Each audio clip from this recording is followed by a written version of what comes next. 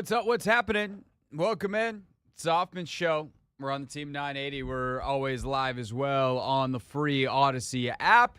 Streaming on YouTube at the Team 980. And it is 4:03 p.m. on Tuesday, March 4th. Sorry, Anthony, got some wishful thinking going there. I saw. I was already thinking about the end of the week. No, I wish to be right here, right now, with all of you, talking football and more.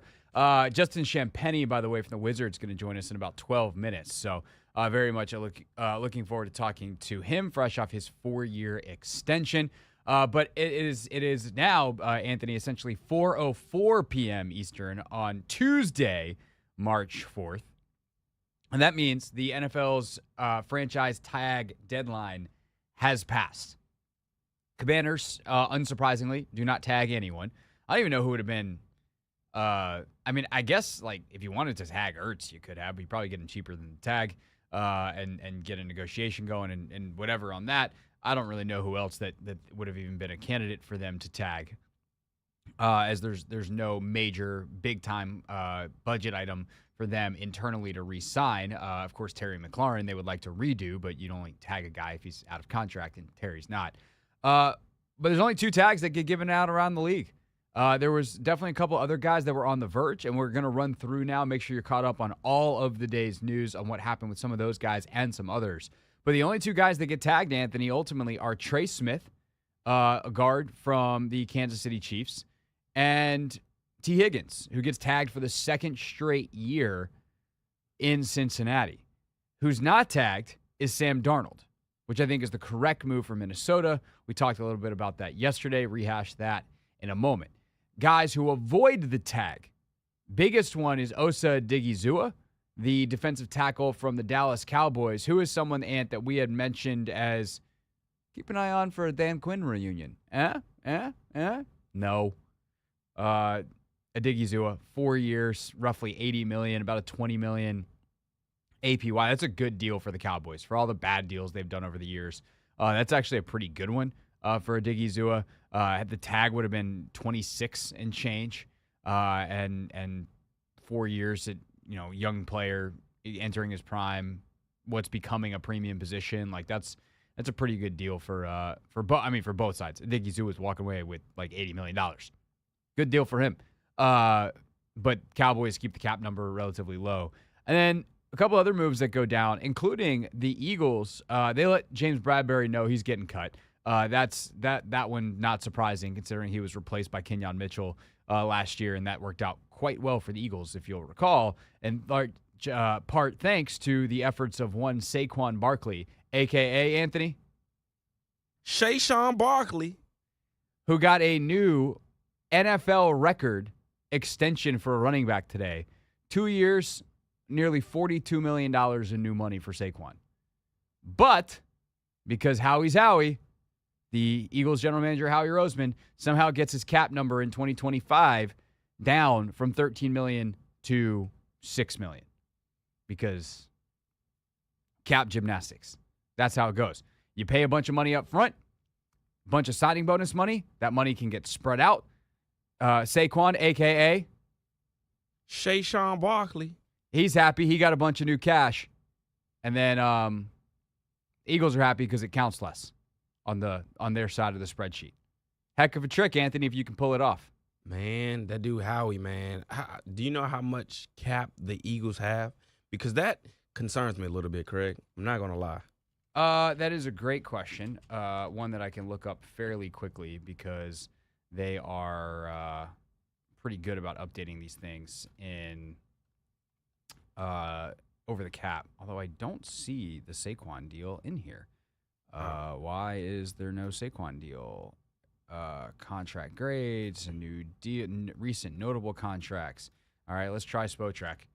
The dueling over the cap Spotrac battle continues on. I just know that they've saved a lot of money the last couple of days. Releasing Slay, they saved 4. Restructuring Saquon, they saved a decent amount. Getting rid of James. So I don't know if they're poised to make a splash here in free agency, but It's a little concerning, correct? Yeah, they upgrade. It looks like they updated it because he's got a 7.6 number. He listed in Spotrac. So they have about $17 million in cap space.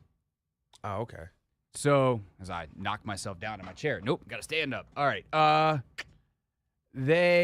also wonder, can they restructure some of these to create more? Like, they don't have crazy space, although this still does have Slay on the roster. So he might have some dead money that is unavoidable. Let's see, 2025 base signing proration option, blah, blah, blah, cap hit. If you cut savings, dead cap. Yeah, he's got some dead cap money. So this might just be the dead cap number. I think it is. So the point is they've got about $17 million in space, and that is a not insignificant amount, but you need about, $7-8 million to sign your draft picks. And then they have a ton of free agents. They have to figure out Milton Williams. They have to figure out Zach Bond. They have to figure out, obviously, a cornerback opposite of Slay, unless Keely Ringo is finally ready to be an NFL starter or one of their guys down roster. So the Eagles will probably not be as good as they were last year from a talent standpoint. They're still going to be really good. AJ's there. Devontae's there. Saquon, a.k.a. one more time. Shayshawn Barkley. He's still there. Jalen's still there. They still got O-line. Becton's another one they got to figure out. So they got to figure out Mekhi Becton, but they're always drafting ahead. So there's probably some dude. And if they got one bad player, and also Mekhi Becton was a project that they took on last year. They had somebody come in when he got hurt in the Super Bowl. Somebody came in and did a fine job. So yeah, so they'll be fine because they have the best O-line coach in football and they're the best line in football. So are you only as good as your weakest link? Yes. Is it a lot easier to shore up a weak link and have like Cam Jurgens at center help out that weak link when everyone else is awesome? Sure is. When you got Landon Dickerson, an all-pro at one guard, and Lane Johnson on the other side at right tackle, like having that center help out that right guard becomes a hell of a lot easier. So you can get like a big run grader who struggles a little bit in pass protection and be able to figure it out. So point is, Eagles make some moves today, and so do the Cowboys. Commanders obviously made theirs over the weekend with Deebo, and the Giants are still gianting, whatever that means. Other news around the league. Let's see. Did I miss any big ones, Anthony? The Jets cut Devontae Adams. That's definitely big in name. And, of course, the early reporting, where will Devontae land next? Let's see where Aaron Rodgers winds up. I mean, I wouldn't be surprised if they did it again. Would not be surprised. I would not either. And then the last move that gets made today that's pretty significant, Jonah Jackson, who was pretty good in Detroit when he was playing for Ben Johnson, then went to the Rams and was a pretty significant failure for the Rams. Luckily, they got away with it because they were able to shuffle their offensive line around, and a kid named Bo Limmer, who they drafted late last year, wound up being like a serviceable, if not good, starting center. They were able to kick their center over to guard and make it work. Well, today the Rams trade Jonah Jackson to the Bears, where he'll reunite with Ben Johnson and see if he can get going on everything for him. So those are the big moves of the day. Ultimately, no tag. We'll talk more about the Darnold situation maybe a little bit later in the show and play some of the quarterback carousel game as well. It's so nice for Washington not to be on that ride. We're all good with 5 here. But it is worth watching because could Marcus Mariota go be an option somewhere, or is he going to wind up back as the backup? I know they'd love to have him, but it's going to depend on what chance he has to potentially start for the last time in his career. So plenty of stuff coming. By the way, Monday's the big day, legal tampering period. That's when all the deals go down. We'll probably have some stuff happen during the show, which would be a lot of fun. So next week, look forward to that. Monday, Tuesday, and then the league year becomes official on Wednesday. That is when the Deebo trade can officially go down, and it will happen right at 4 o'clock, presumably. That's when it can go down 4 o'clock on Wednesday. The league year opens in the NFL. You can still re-sign players between now and Monday, so definitely on Jeremy Chin watch, on Bobby Wagner watch, on Zach Ertz watch, et cetera, et cetera. Noah Brown watch. Could you get him cheap and locked in? That'd be nice before the start of free agency. So we're watching everything here at the Hoffman Show. All right, when we get back, we are also, of course, here on the Team 980, your home for the Wizards, and this hasn't been a year with a ton of celebration for Washington. Obviously, the little victories along the way, but one of the feel-good stories is Justin Champagnie. Goes from 2A in the G League to earning himself a nice NBA contract, and Justin is going to join us next here on The Hoffman Show.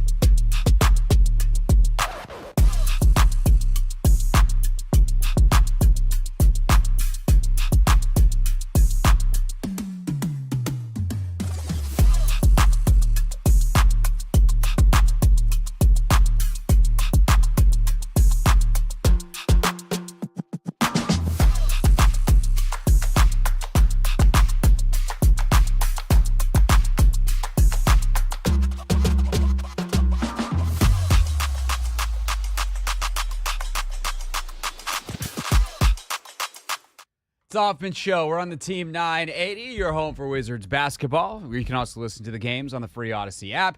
We stream live on YouTube, too, at the Team 980. And it's our pleasure to welcome to the show a guy who is just having a magical season for the Wizards and has earned himself a nice new contract accordingly, and hopefully will be around for quite a long time here in D.C. It's Justin Champagnie. Justin, welcome to the show, man. Thanks for joining us.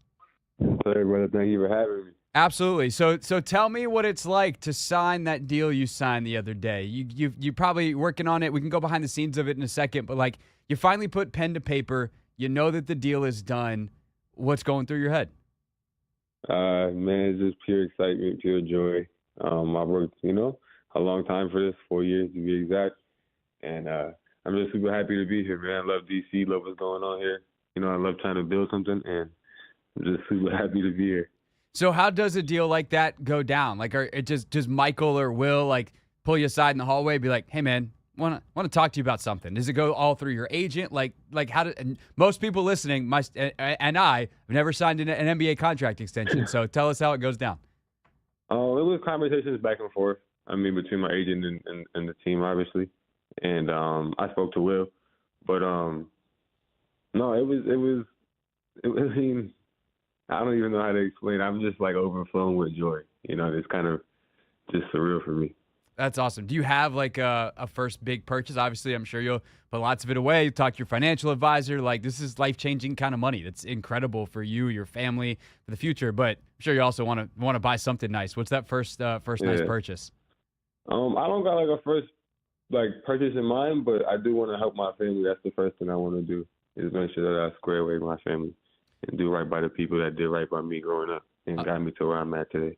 I love that. And we were talking yesterday to Dave Johnson, of course, the radio play-by-play voice, and he said, I have to ask you about your mom because she's the one who got you to be the rebounder you are, if I understand. Yeah. What's the story? What's the story there? No, when I was growing up, my mom and one of my AAU teammates' mothers used to always yell at us and tell us to get rebounds. And my mom has been on me ever since then about trying to get 10 rebounds every game. So it's kind of like a constant thing that stays in my mind when I go out there and play, and I just try to grab as many as I can every time out. What makes a great rebounder? I think just effort and energy and the determination and the will to go get the ball. Trying to just outfight everybody, out-hustle everybody for the prize possession, which is the basketball. Do you think it's easier to have that kind of energy when your mom is yelling at you in your head at all times? Yeah, for sure. Definitely makes it way easier. All right, makes sense. Makes sense. Now, from what I understand, Wikipedia has led me wrong before, but your pop's also a pretty good athlete. Is it true that he was like a national champion soccer player in college? And he won what? It was 1996. He won the national championship with St. John's. St. John's. Okay, Yep. So Wikipedia is correct. Score one for Wikipedia. What did you learn about being a high-level athlete from him, and did you also play soccer growing up? I did play a little bit of soccer growing up. I was actually okay at it, but then I kind of started to grow, and they just put me at the goalie. I didn't want to be back there, but I just did it. But no, my dad always taught me that it's just about hard work and determination. Like, you can put your mind to anything that you want to do, no matter what anybody says. And as long as you believe you can do it, you can do it. Now, sorry, go. Yeah, for sure. Yeah. Justin Champagnie with us here on the Hoffman Show. And a lot of Wizards fans and NBA fans know you have a twin brother, Julian, plays in San Antonio. Was he also a soccer player? How come you got stuck in goal, but he didn't? We have to get to the bottom of this, Justin. We used to go to soccer camp at St. John's, and he would never be on the field. And he might tell you a different story. I don't think he will. I hope he wouldn't. But he would always be in the AC booth, and he wouldn't come on the field. Wow. He would just watch. Wow. So, he was good, though. He wasn't bad. He just didn't like the heat at that point. So I mean, I get that. New York summers are brutal, but still. Yeah, brutal. I mean, got to get out there and play. Also, I need to now. I just realized as we were having this discussion, I need to do further investigations on twins and the potential to be goalkeepers. Aubrey Kingsbury, who's the goalkeeper for the Washington Spirit here in town, she has a twin sister, and they were both goalkeepers going up. But I'll deal with that another time. Justin Champagnie's with us here on the Hoffman Show. You mentioned, Justin, you love what they're building, like the idea of building something. It's something when I've talked to your teammates, like the guys that really want to be here, that is something they talk about a lot. But I'm also curious for you, like the way your career path has gone. You're a player that has had to focus on development. You don't get better. You don't get to the point where you're playing in the league. You don't get to the point where you earn this contract. So to be in an environment that is so focused on development, what has that allowed you to do personally as a player?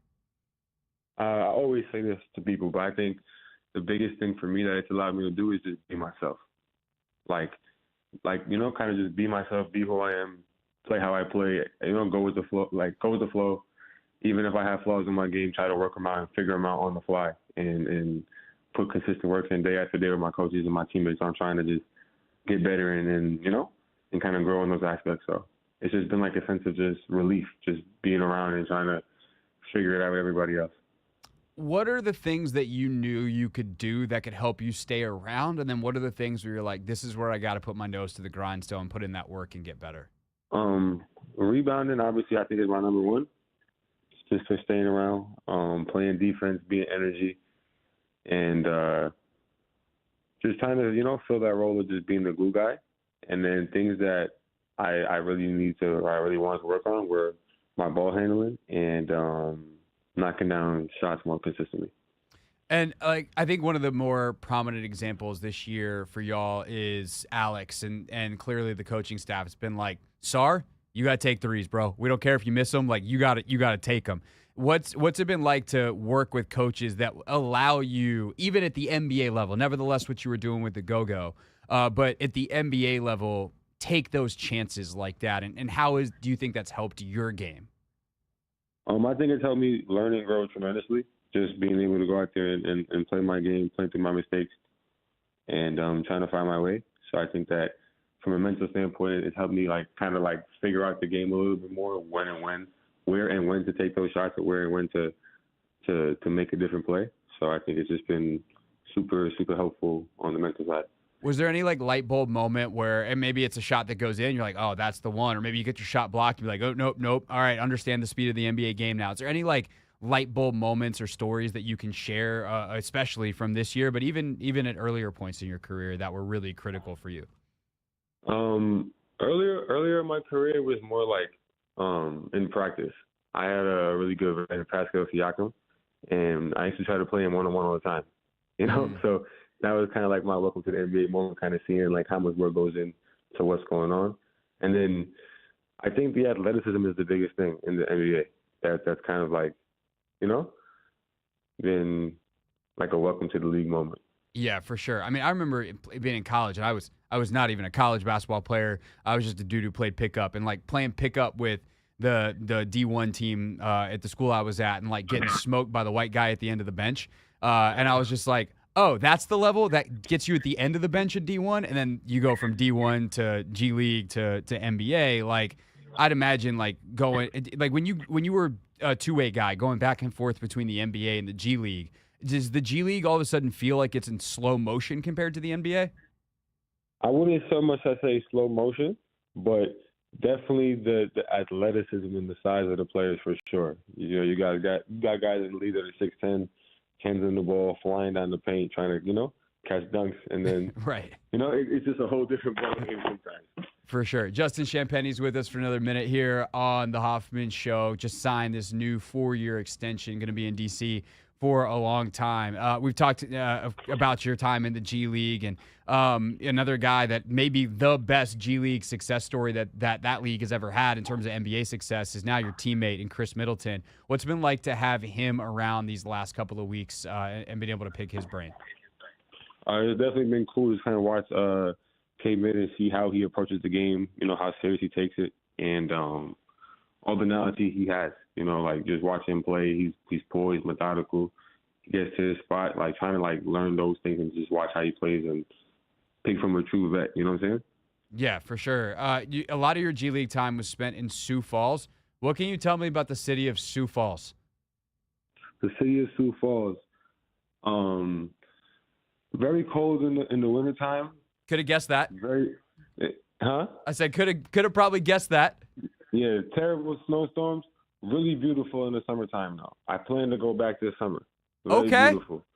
Okay, we will get this clip to the tourism department of Sioux Falls, South Dakota. No. Yes, get it to them. I'm definitely coming back this summer. It is a beautiful place in the summertime. If anyone is going to Sioux Falls, do you have a favorite restaurant? What's the food scene like? Is it the parks? What is it about Sioux Falls that you're like, I got to go back? The parks for sure. Okay. All right. The parks for sure. This is good to know in case I ever find – I don't know what would take me to Sioux Falls, but I'm sure when you were growing up in New York, you probably didn't know what was going to take you to Sioux Falls. So yeah, no, I never thought I would ever be Sioux Falls, but super grateful for Sioux Falls, though. Shout out Sioux Falls for sure. Shout out to Sioux Falls. And last but not least, Justin, what is – for the rest of this season, obviously y'all are just trying to compete every night as a team, get better individually, but what's something for you that you look at this last, 6 weeks, 5 weeks of the season – that you're like, this is my number one goal for the rest of this year? I think just continuing to try to be consistent, continuing to try to just bring energy, continuing to try to just better my game day after day, and just be competitive, and try to get as many wins as we possibly can, and show that we got some fight in us. For sure. Justin, this was really fun. Congratulations again, and we'll definitely look forward to having you back on the show in the future, sometime after your trip to beautiful Sioux Falls this summer. There we go. Yes, sir. Sounds good. Thank you, guys. Absolutely. Thanks, Justin. It's Justin Champagnie with us here on the Hoffman Show. Wizards forward, having a really great year, and you just love to see stories like that. A guy that's just put in the work. He has a tattoo on his left bicep that says persevere. And when you've, like, all due respect to Sioux Falls, I would say this if this was, a G League team. I would say this about the Capital City Go-Go if he'd spent multiple years there, which he kind of did. Like, the level of perseverance you have to go from G League to full-time NBA guy, that's not easy. The two-way contracts, they're pretty nice, all things considered. The G League contracts, it's not a lot of cash. And they're long bus rides, and it is not a way to – and guys there also are all kind of more individually focused. Like, it's not the kind of team environment you have in the NBA necessarily, because everyone's trying to make it to the league. And to get to the league in that way for a guy his size, for a guy that is known as a glue guy, to be able to stand out enough that NBA teams were like, and specifically the Wizards were like, that's the guy we want around. Hat tip to Justin Champagnie on a much-earned contract. All right, when we get back here on the Hoffman Show, total switch of the gears. 301-230-0980 is the phone number. 301-230-0980. It's a Vibe Check Tuesday. And we want to know how you feel about the Commanders trading for Deebo Samuel. 301-230-0980. Your calls next.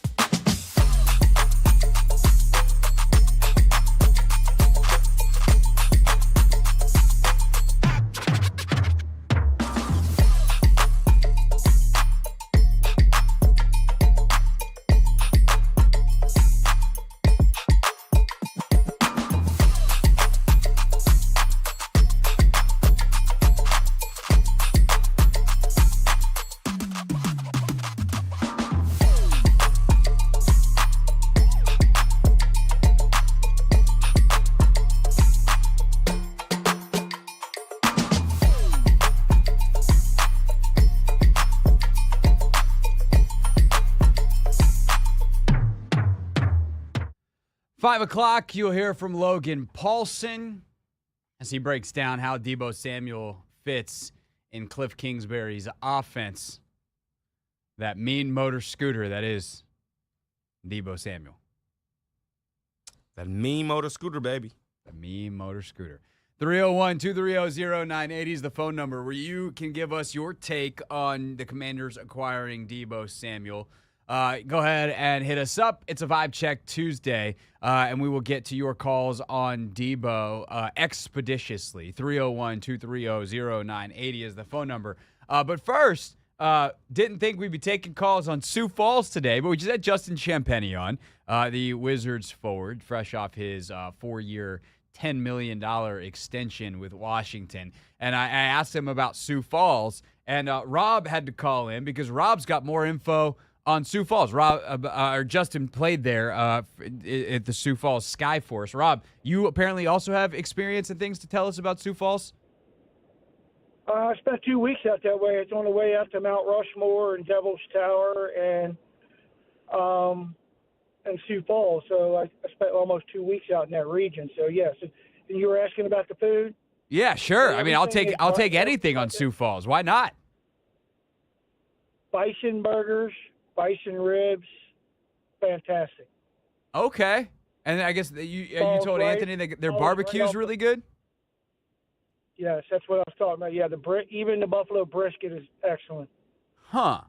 So, okay. And if you get a chance to visit a real live native reservation, I would suggest doing it. Okay. So, yep. There we go. Like I said, we went out in 2010 to go to Yellowstone, and we went to Mount Rushmore, Yellowstone, and all that. So, yep. All right. Well, Rob, thanks for listening. Thanks for calling in. Thanks for telling us more we need to know, because now this is apparently Sioux Falls' favorite DC sports radio show. So, Rob, thanks for calling. 301-230-0980. Just never know. You never know what's gonna hit. You gotta give the people what they want. Sometimes you just gotta ask for stuff and see what happens. Right now, I'm asking for phone calls at 301-230-0980. If you got more Sioux Falls information, then party away. If not, we'll take them on Deebo Samuel here on a Vibe Check Tuesday, because we currently got none, and the YouTube chat's empty. Nobody's on the chat? Nope. And then, Anthony, you're in there. You and Daniel are fixing something important. Yeah. So I'm just out here all on my own. Now, we were having this discussion earlier about Deebo anyway, and how sort of kind of he'll be deployed, just because I feel like last year everybody's talking about him having a down year. The gadget runs that they had with Deebo weren't that productive. He wasn't breaking as many tackles, and also he wasn't really reliable when it came to beating man coverage. And we saw this in the Super Bowl a couple of years as well, where he had like 3 catches on like 11 or 12 targets. So that would be my question. And that's sort of kind of why I felt the way I did, following the acquisition of him, because I just don't know. I don't know. Yeah, I mean, here's the thing about Deebo. If you want him to be your number one wide receiver, you want him to be your man coverage beater, you are setting yourself up, I should say, for failure. That is not who Deebo Samuel is. It's not who Deebo Samuel has ever been. Deebo Samuel in 2021, when he was a 1,400-yard receiver and a first-team All-Pro, was not a man coverage beating guy. That's just not who he is. But if you want a guy, who can find soft spots in zones, intelligently get there, he can make yards appear magically after the catch. You want him to run your jet sweeps, run your screens, which, by the way, are an enormous part of the Washington Commanders offense, then he's your guy. Like, the best version of him is the best guy at that in the whole league. Now, I think that version of him is probably gone. There are probably other guys I would take in that role over him, but this is why Deebo's best days ahead of him are paired with someone like a Terry McLaurin. paired with someone who can win against man coverage. And Terry does it differently than a lot of folks because he doesn't necessarily like Terry's not a guy who's creating a ton of separation. He's just the best contested catch guy in the league. But Terry is, for all intents and purposes, open against man coverage. Zach Ertz coming back gives you another option against man coverage. But I think part of the decline of Deebo last year, like, yeah, he had the pneumonia thing, he had some injuries, like, but they also didn't have Christian McCaffrey and Brandon Ayuk tore his ACL in like week 2 or whatever it was. So all of a sudden, he's becoming the focal point, and Kittle's in and out of the lineup all year. Actually, Kittle had a pretty good year, but like he did miss, I think, a couple of games.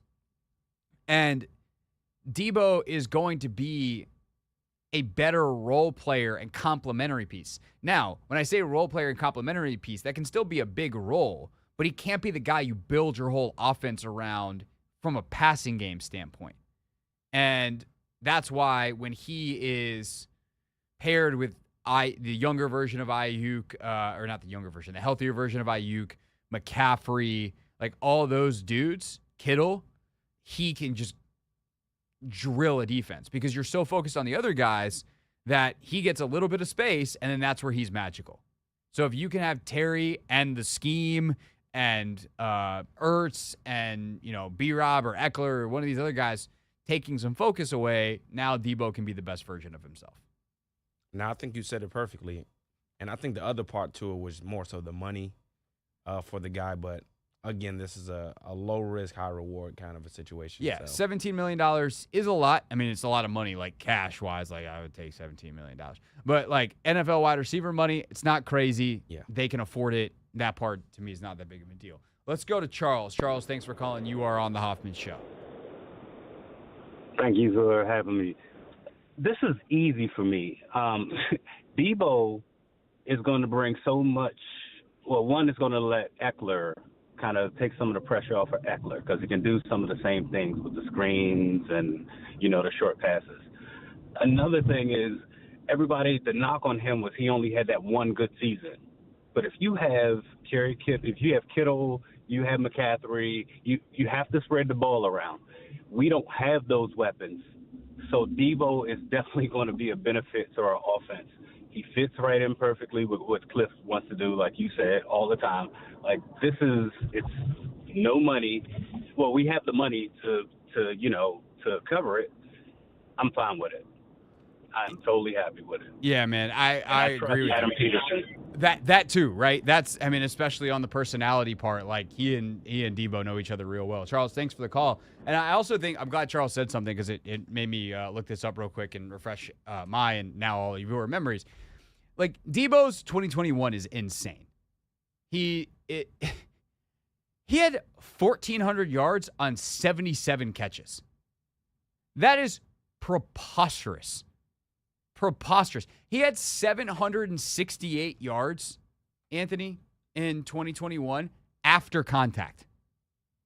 That's ridiculous. Last year, hold on. That is ridiculous. Commanders 2024 stats.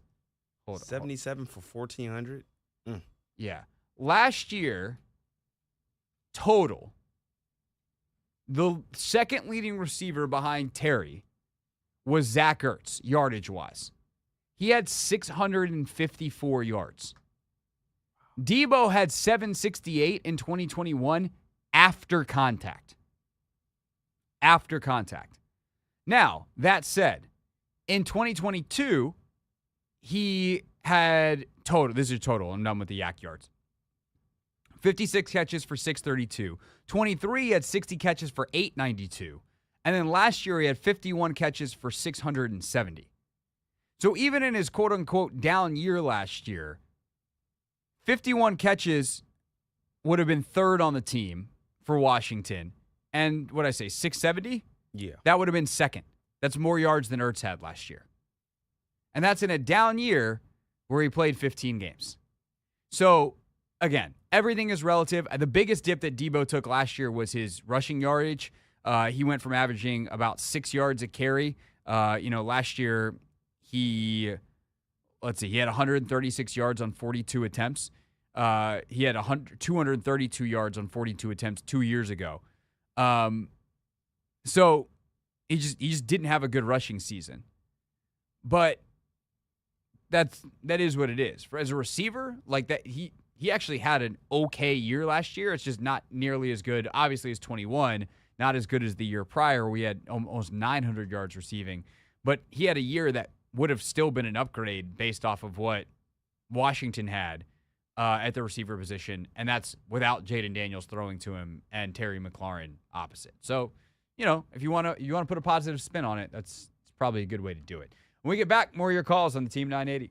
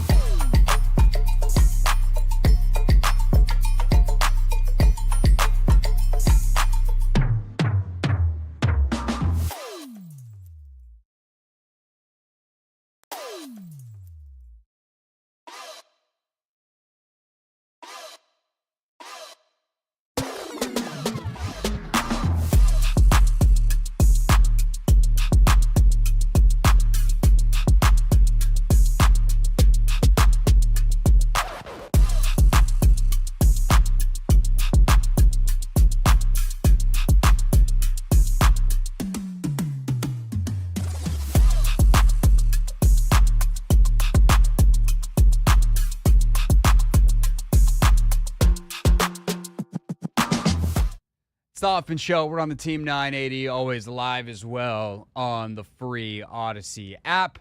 Streaming live on YouTube, too, at the Team 980. Let's keep it rolling with the calls on Deebo Samuel before you hear Logan Paulsen break down how he fits into the offense at 5 o'clock here on the Team 980. Plus, why are all these trades happening? A ton of trades today.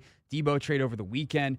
We actually predicted this last week in Indianapolis. Dan Pizzuta and Brooke Pryor and I did our second annual reporter roundtable, and Dan predicted a bunch of trades. So we're going to share that conversation with you for the first time today, coming up at 5:30, the trades portion of our roundtable. And then we will put the full roundtable for you to listen to. It's about 40 minutes long on demand in our podcast feed and on YouTube at Craig Hoffman and at the Team 980. But more calls now on Deebo. Let's start with Kenny in Charlotte. Kenny, thanks for holding through the break, man. Appreciate it. What you got for us on Deebo on this 5-Check Tuesday? Hey, appreciate it, man. If it makes sense, I like the move 100%, but I can't say that I'm in love with it. You know what I mean? Sure. It's like I'm glad that he came to the team in this era with the staff and especially the training staff, because I feel like what they did with Zach Ertz last year gives me hope that they'll take care of Deebo and maybe get a little bit more out of him this year. But it's more so like, honestly, it's not Pacquiao and Mayweather in their prime, but I still wanted to see it. I paid for the fight. You know what I mean? So it's that's just my sentiment. I like it a lot, but I don't love it. But do you think it's a clear upgrade from, receiver 2 on down from what we had last year? I do. I mean, that's the thing is, like, I think that if you have to look at him as, like, is Deebo Samuel better than Olamide Zaccheaus at the stuff that they asked OZ to do last year? I think Deebo's better than OZ. I would still take OZ back. I think OZ's a good football player. But, like, if you're telling me a guy who runs screens, runs short routes, gets open in zone coverage, like finds the spot, sits down, and then has to run after catch and make plays, brings a level of physicality and blocks, like Deebo's better at basically all that stuff than OZ. That's the role he's going to play. He's not coming in to be a feature focal point of the offense. They'll get him his touches, but like he is not. This is a move on the margins, but it moves the margins in the right direction, and those margins are going to move one way or the other. So you might as well move them in the right direction, which I think is the thing that people have to square. And I think Kenny, what you kind of captured there is like I like it. But it's hard to love it just because there's not enough investment to love it. Like, he is not a centerpiece type of move, even though he's a big name that we all know that was featured on the Netflix show last year. Exactly. And it's like, so let me ask you this one last question. Yeah, fire away. If you have Noah Brown and you have Zaccheaus and you have McCaffrey like we had last year, who do you when you bring Deebo in, who do you get rid of first? I think OZ is probably the guy. Like, I think that, Luke is going to be here because he was drafted and he's the contract. He's younger or whatever. I think Noah's a bigger body, different type of receiver. Like, he's a dirty work guy. And he did a great job of, like, drawing PIs and stuff and had some vertical stretch to the offense, even though it wasn't in the form of catches last year. But, like, his blocking and his physicality and what he brought and the big body nature to be able to post up, like, that's something that they don't have elsewhere on the roster. So if you tell me their receiving core, because the other thing is like, I'll go get Deebo and Kupp, and you have people saying stuff like that. I'm good on the veteran market. Maybe if like you don't like Noah or someone, right? Whether that someone is Darius Slayton or like one of those type of guys. Fine. I need a bigger body / someone with vertical stretch speed. Deebo, Luke, Terry, and then I want a young guy. I want someone with some youth to come into the room, whether that guy's got pop or size, like juice, vertical speed, size, short area quickness. I don't really care. I want another younger receiver in that room. I don't need another Cooper Kupp at this point. I don't need anybody else on the outside. I just need one like bargain / value type of guy to play on the outside opposite of Terry. Deebo's your slot move whatever guy. Luke's moving around doing whatever Luke does, and then give me a younger guy. And that's my receiver room, and I'm pretty good with it with Jaden Daniels, and I want to spend my money elsewhere. Exactly. The catches, the drop passes and the fumbles didn't help the kids last year, even though he came on strong. For sure. But I appreciate it, man. Yeah, you got it. Thanks, Kenny. All right, let's see if we can knock out these two calls real quick. Let's go to Millie first. Millie, thanks as always for calling. Welcome back to the Hoffman Show. Hey, Hoffman. Thank you so much for taking my call, sir. I like the move. You have a lot of people with their judgments out here saying, which Deebo Samuels are we going to get? And regardless of how people feel about it, it's still Deebo Samuels. And he's still going to be a great asset to our team, let alone. And I would say it will take some heat off of Terry McLaurin, knowing that, he's still, regardless of everything from last year, we do rely on him and we want to get him the ball. But, when you don't have eyes on him, you're going to have to worry about Deebo out there. And it will create, I think it would, I would also say it will create some other features, because I would assume that AP is not done, Yes. as far as picking, anybody else that may come along with this ride of this new regime. More so, I just look forward to seeing how creative Kliff Kingsbury will, have him, inserted into whatever scheme that he'll do. But he's a soldier, he does the dirty work, and regardless of anything, I know he's up to the task, and I'm just happy to see a new face. And guys are starting to come here. I say, I'm very happy that we have somebody, another team, another player that's coming here. And I'll piggyback off just my last take. Piggyback off the last caller. I believe in this staff to make sure that he's 100% and that he's okay to go when it's time. And so, that's my take, though, Hoffman. Thank you for taking my call, man. Yeah, you got it. I think that's a great point, too. AP is not done. And whether that is bringing back some of the guys or bringing in some new guys, the draft, free agency, there's options. There's not a ton offensively out there, but, they'll find someone to add a little bit more juice to this offense as well. And that was what was needed last year. This was a prolific offense. They didn't need a ton. They needed to upgrade some, and they'll do that. All right, let's wrap up with Bill. Bill, thanks for calling. You're on the Hoffman Show. Hey, I'll make it quick because I know you're headed for a break. But when you said, I think he's a little bit better than Zacchaeus and does a lot of things, Zacchaeus does a lot of good things and he's got a little bit of an edge. If that's the case, then I don't like the move at all because you're paying him so much money. But I personally think they went after him because they still think he can be a game changer, perhaps with a fresh start. If that's the case, I love the move. So Right. I just think they got to be thinking long shot if they're going to pay him that kind of money, or not long shot, but serious upside versus keeping a known quantity. So here's what I would say, Bill. You're correct that they probably think he can be a big upgrade over OZ, and if he's the 2023 version of him, that's correct. But 2024, if 2024 is the floor, him as a runner, is still, that's an element that you don't get with OZ, even if it wasn't that great in 24. But if you get the 2023 version of him, he's a pretty significant upgrade over Olamide Zaccheaus. The other thing, though, that I'll say about the money, and I think this is worth pointing out, this is not prohibitive money for them in any way. There is no player they're going to miss out on because they can't afford to pay him based off of where their cap situation is, and that is the luxury of having a rookie quarterback contract be your starter at the level that Jaden Daniels is. He is such a discount and is counting so little towards the cap that you have an extra, based off the production you're going to get at that position, that should cost you $60 million. It's going to cost them $6. And so they have so much extra money to play with that you can say, okay, are we going to get $1 out of every dollar in terms of production that we want from Deebo? Maybe not. Maybe he's not a $17 million receiver. But if I can get $14 million of production out of my $17 million Deebo Samuel, that extra $3 million, that's not going to hurt them in 2024 or in 2025 because they have enough space. So I think it's a great point to bring up, but I hope that makes sense. Version. Yeah, exactly. That does make sense. Thanks. Exactly. And you always are betting on free agents anyway. That's the nature of it. Bill, thanks for the call. I think that's a really smart one. All right, that's where we wrap the calls for now. We can take a little bit more later on in the show, including at 6 o'clock when we're going to ask how much closer are the Commanders today to the Philadelphia Eagles than they were on the day that they lost to them in the NFC Championship game. Obviously, on that day, there was plenty of ground to close. But next, more on Deebo. Logan checks in. We talked on Take Command about how he fits in this offense. I think this will also answer a lot of questions that I've been getting about this.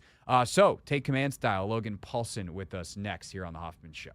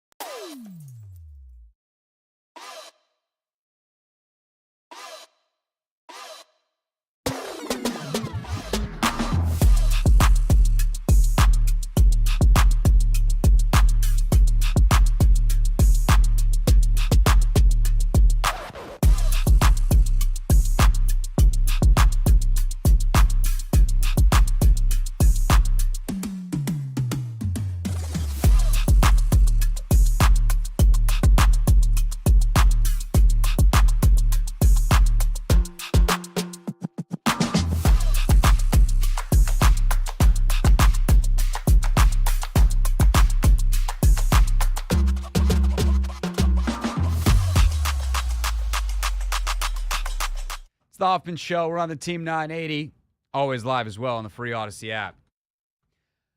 Coming up at 5:30, why are all these trades happening? The NFL has become a trade-happy league. Dan Pizzuta predicted this would happen last week at our second annual NFL Combine Reporter Roundtable. We have not shared that anywhere yet, and now is the time. So we're going to do that for you at 5:30 here on the Hoffman Show. But now, Logan Paulsen, nothing official happens in Command Land until he chimes in. So how does Deebo Samuel fit into this Commanders offense? In lieu of Not My Beat today, we're bringing back another Tuesday classic. It's time for a Deebo Samuel Tape Tuesday. It's time for a Take Command Tape Tuesday. Jaden Daniels just lays it out there perfectly. What a throw. On the Hoffman Show. So I was watching the coverage Saturday night on TV when all of a sudden they tossed to Ian Rappaport and they're like, the San Francisco 49ers have traded wide receiver Deebo Samuel too. And I'm like, this is about to change the trajectory of my day or not. And they said the Washington Commanders. And I was like, time to go do a live stream. And then off I went on that. So, yeah, man, how did you, what was it like being in the building? Because you were watching the workouts, right? When this trade gets so I was watching the workouts. So this is just start kind of, going around the building. Like, who told you? How did you find out? And then we'll get into the analysis piece. So yeah, we were actually sitting next to this guy named Jeremy Green who hooked us up big time. Basically, we lost all of our podcast stuff for the show that I do for the team, the Ticket to the Draft show. And so he let us come to his house and use his stuff. And he was a great dude, but he's sitting there and he just whips out his phone and goes, "You guys got Deebo Samuel?" And I was like, "What?" And then the guy right in front of him turned around and is like, "You work for the Commanders?" And it just immediately kind of not like a wildfire. It was like the second the Twitter notification happened, everybody in our immediate vicinity was like, "You guys got Deebo? What's going on?" What? And I was like, "You guys are technically breaking this to me because it happened before they did the segment in the stadium." So obviously we kind of talked about it and we Googled it. And then they did that little hit with was it Rappaport who did it? Yeah. Yeah. It was up on the screen and he kind of talked through it. And then they've got the subtitles underneath because they don't have any audio in the stadium because they don't want to distract the people working. But it was very fast, very quick. And I thought, well, we'll talk about this when we talk about this on the Take Command show. But you know what I mean? It was kind of it was of the moment of that day, big time. And then obviously, like everything with the NFL, people just move on and they go into different stuff. So especially from different markets. Yeah. So it's kind of funny because it does exemplify so much what the combine is about. There is these workouts that are happening that are very important for the players. They're very important for the scouts and they're a piece of the draft puzzle. But ultimately, so much of the combine is the NFL gets together and that allows for discussions that may not happen with that kind of speed or that kind of intensity in other places. The timeline of the league year being just a couple weeks away. And I'm guessing that Adam and John Lynch, they might have been at a restaurant or one of their hotel rooms or the JW Marriott Starbucks, where that I guess would be the second most interesting thing that happened this week, even involving Ian Rappaport. If you know, you know. However this conversation went down, they get the deal done, and ultimately it's Deebo to Washington for a 5th round pick. What's your initial reaction of what this means for Washington, and what kind of questions do you have about this move? Yeah, I definitely agree. For people who have never been to the combine and you're huge football fans, you guys should definitely give it a shot 1 year, kind of as a football mecca, because it gives a lot of context to that stuff that Craig was just talking about. It's literally every executive, every agent, every coach is here for a certain amount of time. And you see so many conversations, so many agents kind of for example, I've got a really good friend who's an agent and I'm trying to get lunch with him. He's like, "Oh, we'll go at 12." And it's like, "Can we go at 1? I got a meeting with this GM." It's like, "Oh, let's go at 2. I got a meeting with this GM." And you're like, and they're just going through their list of guys. And again, that's part of the deal there. But in terms of the Deebo thing, I think, my mind went through a bunch of different iterations. And initially I kind of was like, oh, Deebo looked, he was fine last year, but nothing special. And again, that's why one of the reasons why the trade's even available for them at this point. But then the more that I thought about it, the more I was like, watching through the film, I watched all of 2024 and all of 2023, and just watching his 2023 stuff, I just thought this could be a lightning rod for this offense, kind of best case scenario. And I think what does this offense do well? It does a really good job of getting guys in space. They run a ton of quick game. And what if you were able to increase the efficiency of that by 15 or 20%? and not have to do anything schematically different, right? Just get a different person in there. And so the reason I say that is because when you watch Deebo on film, like, is he the most nuanced route runner? No. Is he the most short area quick? No. But is he absolutely dominant with the football in his hands, like breaking tackles, making people miss in space? Like, is he maybe the best space player in the NFL at times? Yes, 100% true. So, like, when I see him forget the game, against Philadelphia, catch like a little slammer screen to the offensive left and then break it 40 yards in 2023, I'm like, the Commanders run that same play. They run that a lot. Or what about the little bubble that he caught versus the Giants that he makes two people miss and then runs for 40 yards for an explosive play? He had 26 explosives in 2023. He had 19 last year, right? So think about just adding a couple explosives to an offense on very little schematic change. Like, you're just doing what you do, right? He runs a lot of deep digs. We run a lot of deep digs. We run a lot of bubbles and like little reverses and shovel passes. He did a ton of that in San Francisco. We do a ton of that here. So to me, it just feels like, again, I think I had to kind of shift my thought process from like thinking like wide receiver, right? Because he's not really that. Like, when you watch him, he's like a souped up running back. And I don't mean that as an indictment of him or a criticism of him. Like, that just speaks to what he does well. Like, when the ball's in his hand, he's electric. He runs like a runner. Like, he's got that kind of ability. Again, the nuanced route running stuff is not always there, not always super high level, but like he runs, again, deep digs. He can run a go. He can run some corners and posts. Like, is it what you want him majoring in? Probably not. I want to find the easiest way to get him to touch the football and then just let him go, because people have a hard time tackling him. He is good enough as a wide receiver that defenses will treat him as a wide receiver. And that's an important threshold to hit, right? It's not like, Cordero Patterson at this point in his career, right? Like, that's actually a pretty interesting comp for Deebo in terms of usage. Yeah. He's been converted more to full-time running back, but like Cordero Patterson just wasn't ever really good enough as a receiver that defenses really feared him in that way. And then all of a sudden he started playing running back and was like, oh, this guy's pretty good at running back. It's almost like the dude with the kick, with the kick return skills, put the ball in his hands and let him act like a kick returner. He might be good in not special teams. And Deebo's got a little bit of that, but he's more souped up as a receiver to where he can run those deeper digs. He can hit you on some of those routes down the field, but that is definitely not where he is. I think Keim had this stat on his show that since they both entered the league in 2019, Deebo has like 9 passes of 25 or more air yards caught. Terry has 26, I think were the two numbers. So he's not a guy that's going to get down the field on those posts, on those corners, especially on those go balls. You just loft it out there and let him run underneath it. He was a 4.48 guy coming out of South Carolina, and I doubt he could run a 4.48 now. It's just realistically not where he's at.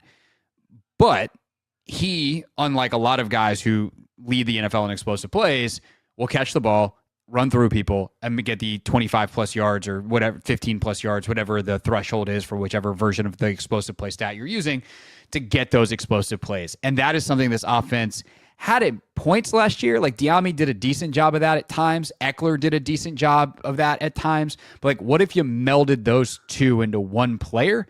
And that's kind of what you have now in Deebo. It doesn't solve your wide receiver 2 problem. They still need to figure out someone who's going to line up outside opposite of Terry on most snaps.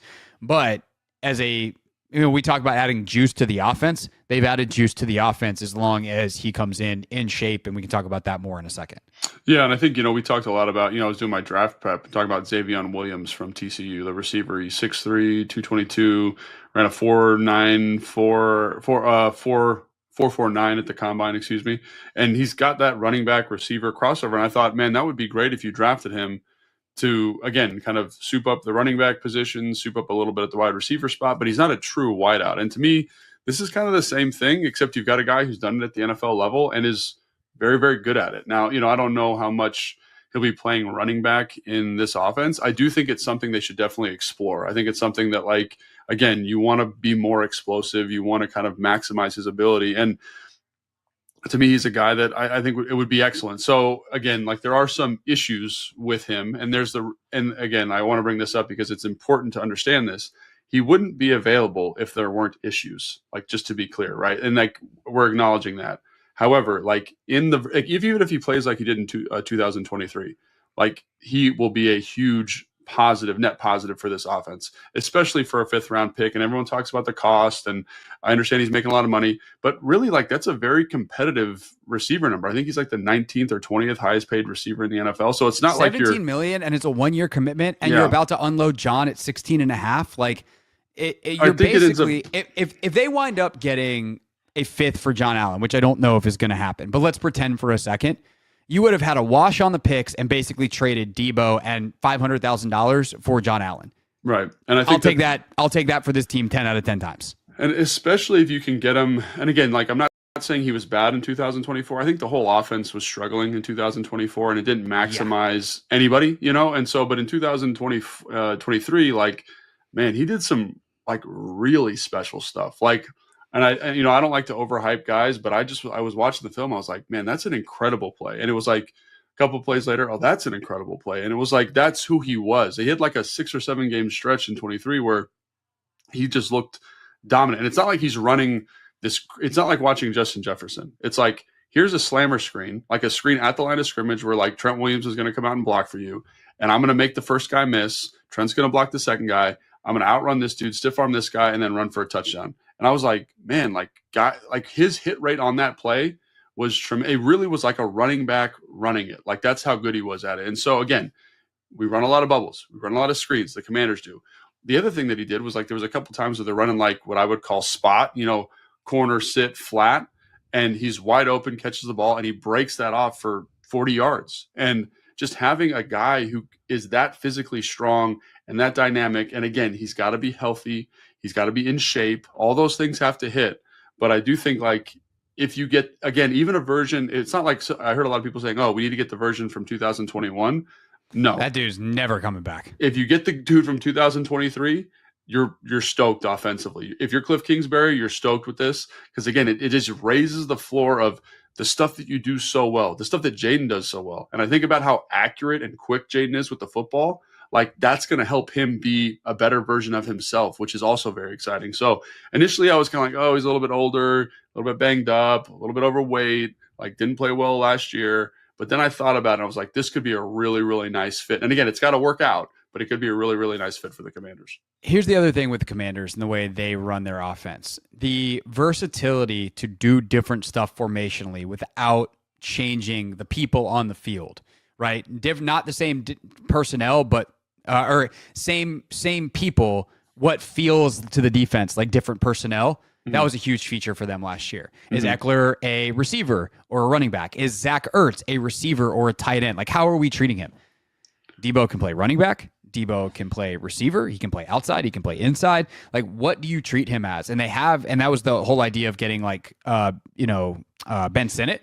Is he a fullback or is he a tight end? Like, it's another chess piece where they can go without changing personnel while in hurry up from 2 backs in the backfield. Either one is a fullback, running back, or 2 tailbacks back there, to 5 wide without changing anybody, without subbing, making sure the defense can't sub either, and trying to get optimal looks to run the football or optimal looks to pass the football, depending on which one they catch the defense in. So, like, it is the kind of piece that Kliff was unbelievable at using last year. And again, if they get even 2023 version of Deebo, then it's the best version of that piece that they've probably had. And they, again, had a top 10 offense and went to the NFC Championship game last year. And I think also, like, one of the things we've talked about too is just like making sure you can compete with better teams as you move into 2025. And I think this is again, if he plays the way he did in 2023, this is going to do that for you. It raises the floor of your offense. Again, remember, explosive plays lead to touchdown. You've got a guy who can generate explosive plays in the context of your offense as it currently exists. And so I think that's where I get really excited thinking of that with Kliff. And I get excited thinking about Kliff and Kliff's ability to seemingly identify what people do well, understanding how to use John Bates, understanding how to use Zach Ertz, Terry McLaurin, Austin Eckler, right? Understanding how to use OZ, like the route tree kind of changes when it's Noah Brown or when it's OZ or when it's Diami. Like, that's a skill, man. And that really helps maximize. So that's another thing that makes me feel very confident, is saying like, oh, he's a versatile chess piece that I don't think could go anywhere. But I do think coming here with this offense and this offensive staff can help mold and find a role for him. and help build a relationship between him and Jaden in the context of what they already do. That's going to maximize not only Deebo, but the entire offense. All right, so let's address the elephant in the room. What do we make of the conditioning issues he's had and some of the other, the things that have made him available? Yeah, I mean, you got to trust that. I think that's one of the reasons you're not, like I just read an article before we got on about how like they're not going to give him an extension, right? Extension's kind of pending or whatever. I think that's smart. I think you want to kind of find ways to motivate him as best as possible. I think they're saying if I'm Adam, and I have no idea what Adam's saying, but like if I'm him, if I'm putting the GM hat on, I would say like, hey man, we love what you're doing. We really want to make sure we get the best you. We want to give you an extension, but you need to show us that you're willing and motivated to get this done. And I think that's probably smart with a guy like this. Cause I know a lot of people because I played there for a little bit. I know a lot of people there on the staff and in the locker room, they say Deebo's a great dude. But the weight issue is a conversation that comes up every time I talk to them, right? It's just something that he's going to have to deal with. And I've played with guys, you've probably coached people that it's just part of the deal, right? And like you as a staff and as a community here in Washington, you have to understand that. And so how do you make sure he's motivated to be in shape and keep the weight off and stay in shape for the season? Because that's a big deal, man. Because when you watch him at certain points in his career, you can tell he's getting a little heavy. You can tell he's a little bit lighter, and it really affects how he plays, So again, like talking with Santana about it, Santana was a guy that later in his career had issues with his weight. He's like, it's a big deal. You just got to find that thing that motivates you to be the best version of yourself. And so that's something that, again, you trust Dan, you trust the strength staff, you trust the athletic training staff that they can find ways to communicate and motivate him and help him with his goals. Because ultimately, if he's that guy that we saw at points in 2023, man, like this is definitely going to be worth it. Here's the other thing I'll say too on this issue, like, and this is extraordinarily human on top of being something from an athletic standpoint, like weight management, especially once you're not 22 anymore, like it's hard. It's really, really hard. And I've dealt with like when I've had different performance goals and trying to drop or add weight. I've had clients, same thing on the fitness side of things. And sometimes it's not really motivation. Sometimes it's routine and strategy, right? It's not, hey dude, like you got contract dangling out there. And sometimes it is. It's not like sometimes there is that relationship. And look, disordered eating and stuff is like a whole separate thing. So like on the general population, we're dealing with something that's much more serious often.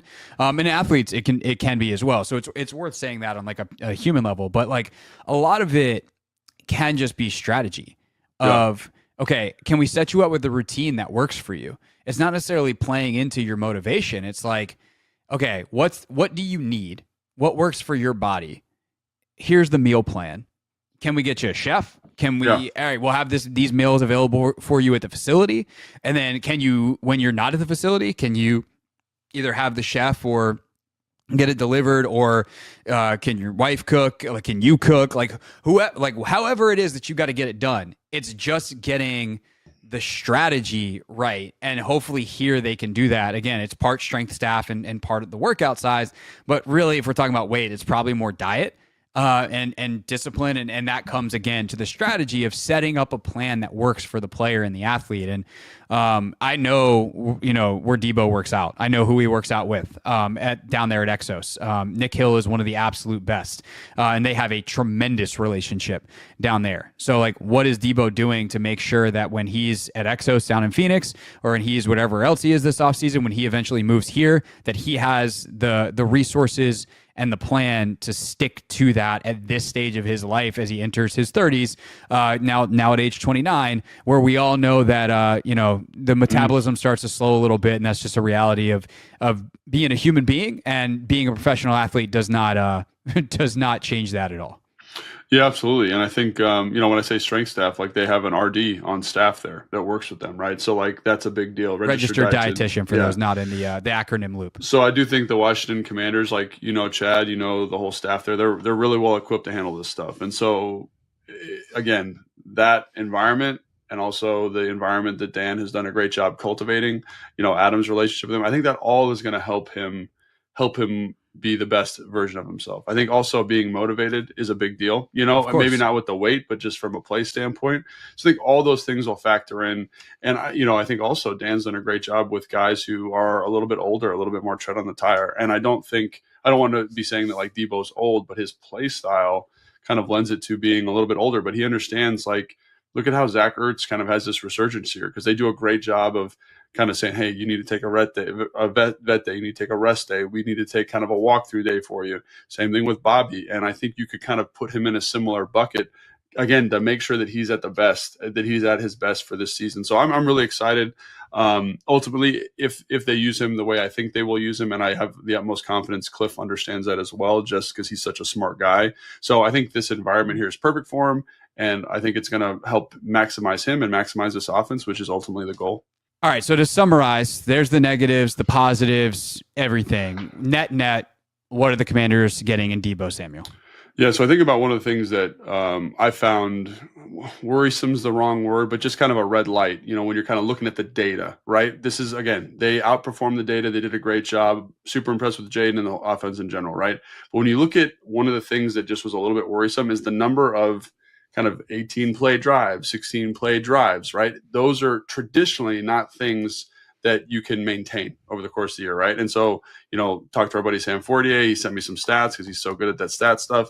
And I was like, where did they rank in terms of explosive passing plays? They were 30th in the NFL last year, right? Whew. Which means that they had to go on all of these long drives, right? They had to then convert in the red zone, which is really hard. Again, so now you've added a piece that can manufacture explosives, right? We just talked about how we had 26 in 2023 and 19 last year. And again, these are not like deep downfield shots. They kind of come off stuff that you do already. So you can still do the same high percentage stuff that Jaden Daniels is great at, but now you could just kind of tip that deck in your favor a little bit more and say, we don't have to be super consistent because Deebo can find us one explosive, two explosives. I mean, yeah, 2 explosives a game, right? And for him, they're 30-yard gains on a 5-yard out. Like, that's the type of stuff we're talking about here. And so that's the thing that I think makes this feel like such a natural fit. Is one of the weaknesses offensively last year was the lack of consistent explosives down the field. And now you've got a guy who, within the context of what you were doing last year, can provide those explosives. And I think that's the thing that gets me so excited. Is it's like you've identified a weakness, you're aware of the weakness. Again, it speaks to Adam, Dan, Kliff, the whole staff, and they say, this is a piece that helps us with this right now. Right. And it's low risk stuff. It's not like you're having to chuck the ball 60 yards down the field. It's like, hey, we're going to try to hit a screen, or hey, we're going to hit a slant. Oh, darn, you didn't break the tackle. It's a 4-yard gain. Like, okay, we're in 2nd and 6. Excellent. Like, we can take with that. So those types of things are great. And yeah, again, the awareness that they have and the holes they try to fill, how he fits with Terry too. Like, they're very, very different receivers in a way that's beautifully complementary. And then I think it's going to be fun to see how they fill in the gaps in free agency. By the way, free agency opens March 12th is the official date of the league year. So I think the 10th then is the legal tampering period. All these dates are jumping in my head, but I know the 12th is the start of the league year. So look for the Commanders to announce this trade then when the league year officially opens here in a couple of weeks. Want more from Craig and Logan? Subscribe now on the free Odyssey app or wherever you get your podcasts. More Hoffman Show next on the Team 980 and the free Odyssey app.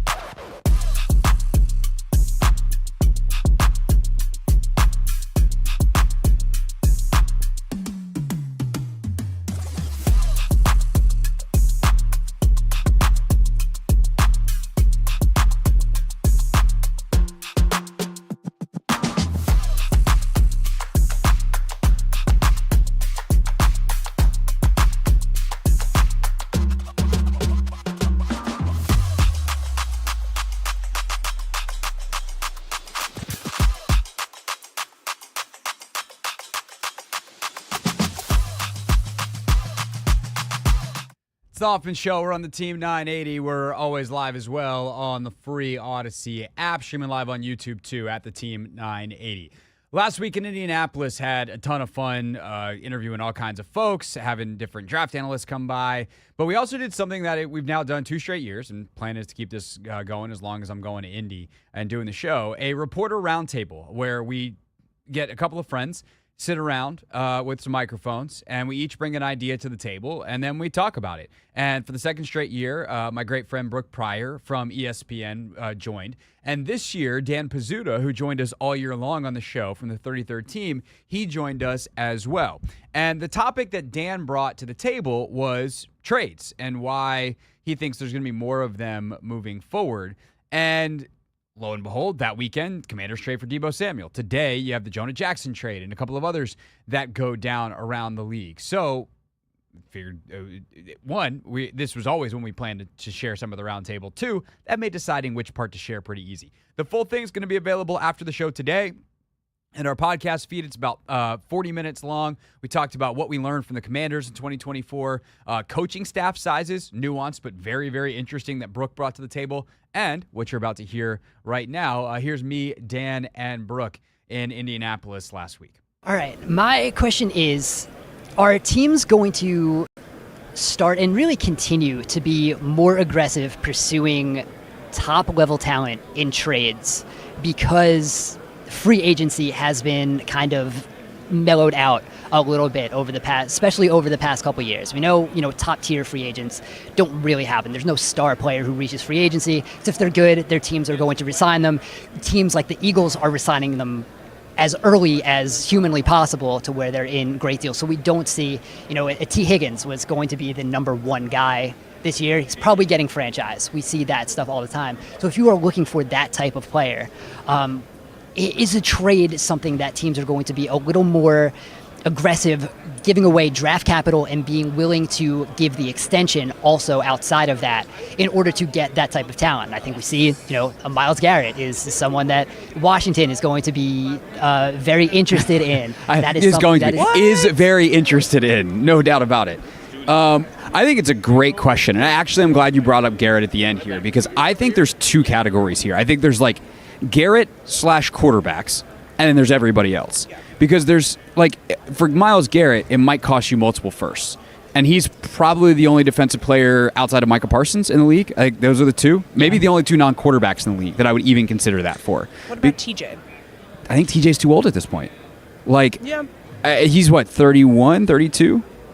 I think right around 30. Myles is 29, and Myles had been banged up a little bit, but TJ's been hurt consistently, and TJ, if you tell me it's 1 game, TJ's right up there with those guys for sure. But I know it's just 1 year, but the way that they have aged, Myles, the fact that he is an alien from outer space and is not built like the rest of us, his age, I look at him as 27, not 29, right? I think that's fair. And so I think for Myles, for Micah, if he were to come on the market at his age with what he's done, and then the quarterbacks, where it's multiple first-round picks, that one's harder. Because then, if that piece does not play exactly like you want, now you're at a huge disadvantage. That said, I'd probably still make the deal for 2 firsts for Myles Garrett if I'm Washington, but that's also in part because I don't have to worry about quarterback because I have him and I have him on the rookie deal and the whole deal. I think for everyone else, I feel like teams steal guys all the time. You're telling me, especially if you're a team that's looking to win now and you have the cap space to do it, that even a second round pick is going to be more productive than a top-flight player right now. And I understand the cost difference. I understand why the trades happen the way they do, and often they can work for both sides because the team that is trading, that timeline might not fit them. Okay, well, we'd rather have the second-round pick because we're trying to be good 2-3 years from now. But, I think people forget, and especially in Washington, I'm talking to you, all Commanders fans, we forget how good rookies are not because Jaden just broke our brains on everything. But, rookies can be great players. But if you were trying to win right now, I don't want to rely on rookies. I probably want guys on rookie deals. I don't want rookies. And so I think that there's a real, I won't say market inefficiency, but there's a chance for 2 teams to make a really good deal on both sides that I would say, Dan, is probably correct. Yeah, I'm all for it. That what makes the NFL more like the NBA. It's more exciting to see big name players on the move.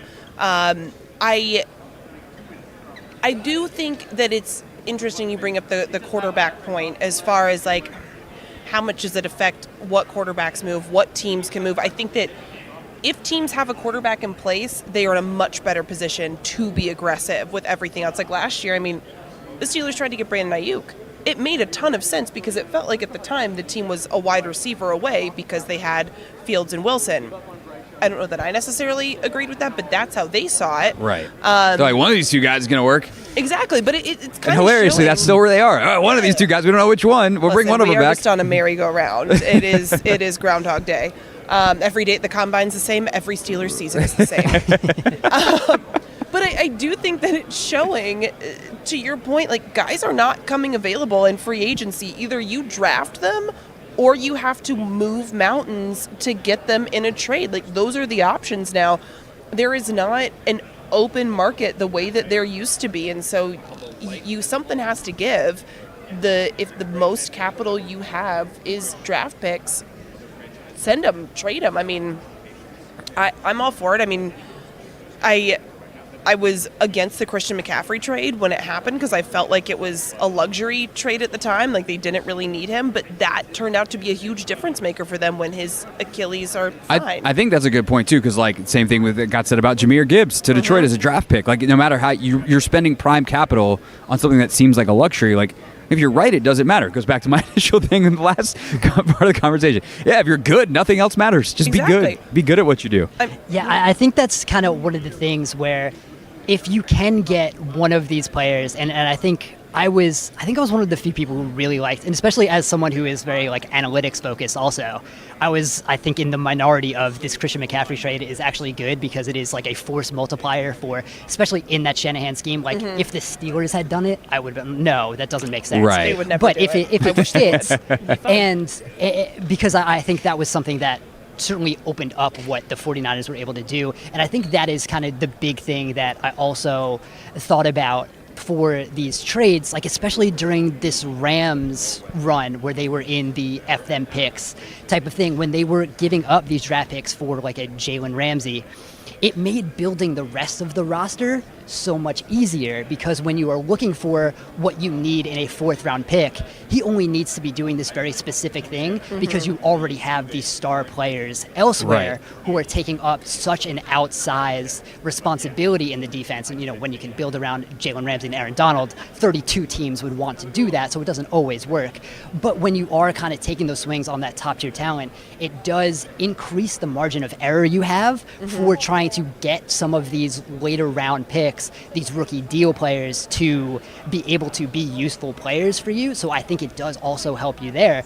And Craig said, like, you don't want to say market inefficiency, but I think it still is. Because I do think there is still too much of a discount for high salary players in the draft picks they are getting back. Because I think, you know, maybe 20 teams are very smart about the salary cap, I would say. And there are enough smart teams that they are figuring out how to get some of these big guys on these higher cap hits. And especially when you trade for someone, you're not taking on their signing bonus. Right. It's only going to be their salary. So you're usually getting them at a discount also. The way you can restructure that after they're acquired. I think there are still a lot of avenues where you are getting a market inefficiency by trying to trade for some of these guys. No, I think that's right. And, you know, I think the value obviously changes. Like, hey, sorry, if you're GM1, I'm GM2. And it's like, hey, I got to give this guy an extension the second that we trade him. Like, I don't want to necessarily give up that. But I think the other part about it, too, is then, okay, one of the ways that you avoid the pitfalls that some teams fall into is just have a bunch of picks. If draft picks are a lottery, okay, I want the most picks possible. And that way, if I miss on 50% of 8 picks versus 50% of 16 picks, I have 4 versus 8 good players. I can trade back.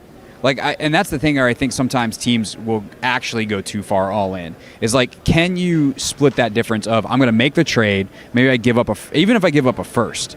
Okay, well now I'm going to trade back in the second round and I'm going to get 2/3 or whatever, I'm going to get a future or whatever. And you still come out of, let's say, not even just one draft, but especially 2 drafts with like the right amount of picks.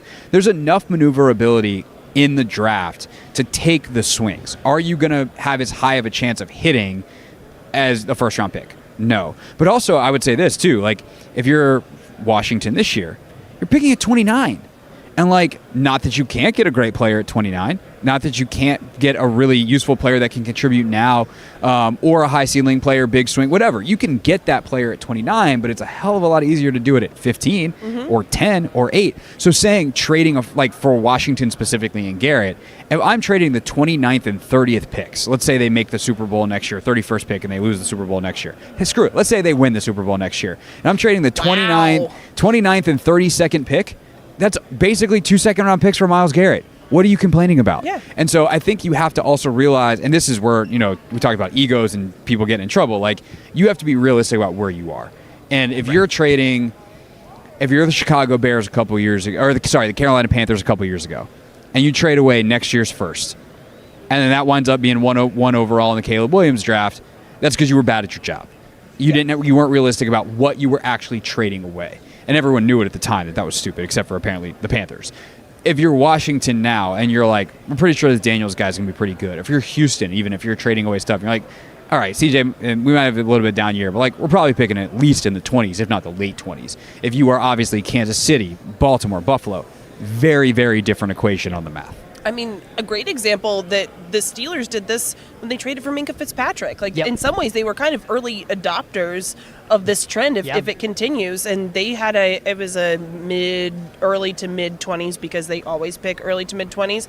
They knew that Minkah was a known quantity, and they, before that, had never traded a first round pick. I think maybe like in the 70s or something, but like it had been a while because they looked at it and they said, well, we know that we can get a guy that like is going to contribute right away. He plug and play. We think our roster is right there, that our first round pick's not going to be that high. We just need somebody on the back end. Unfortunately, that deal got done the day after Ben Roethlisberger like blew his elbow out, and then everything kind of went downhill from there. But like at the time, I think that was a very smart trade. I think it is still a smart trade. I don't know that Minkah's being necessarily utilized in the right way or being utilized most effectively. But I still think that given, the Steelers have a terrible history of drafting first-round DBs. I think it's a great trade. And that year they talked a lot about, like, Minkah Fitzpatrick is our first-round pick. Yeah, pretty much. And the cost is different, but I think it also then depends on your cap situation. And that goes to, like, kind of the impetus that you talked about with this to begin with of, like, you have the Eagles doing this at the absolute extreme, but a lot of other teams, too, are starting to extend guys early. And if your owner is willing to pay that signing bonus in cash early, then you are going to wind up, by the time 2 years later that you would have signed that guy to an extension when you had to, just look at how the market's growing year over year, especially because the cap's gone up 20% in 2 straight years. So these extensions are so much, like, you go from, oh, my God, we signed Devontae Smith to a near top-of-the-market deal to, like, he's, what is he, probably the 28th highest-paid receiver or something like that in the league? Like, he's not even close to the top of the market. And Philly just won the Super Bowl in part because of it, because they had room to sign Saquon Barkley. They had room to do some of the other stuff. They'll have room to, keep one of the, if they want to re-sign Bond or Milton Williams. Like, they probably can't do all of it. Darn it, Howie, you drafted too many good players. You actually broke the system. What a champagne problem. I know. But, like, they've been able to make it work as well as anybody because of how they've gone about that. Yeah, and I think like the Eagles and some of the misconceptions about what the Rams did during that time is kind of going back to like what you said of being able to know who you are and what you are looking for, because the Rams were still a team while they were trading away those first round picks, still always trading back in day 3, taking those swings also to, like you said. You're talking about a market inefficiency, future picks. Like, teams will trade a 7th for a future 6th. That's and it's the other thing. Yep. Why would you do that? You just trade a 7th round for a 6th pick, like a 6th rounder. Why would you do that? Yeah. But they do.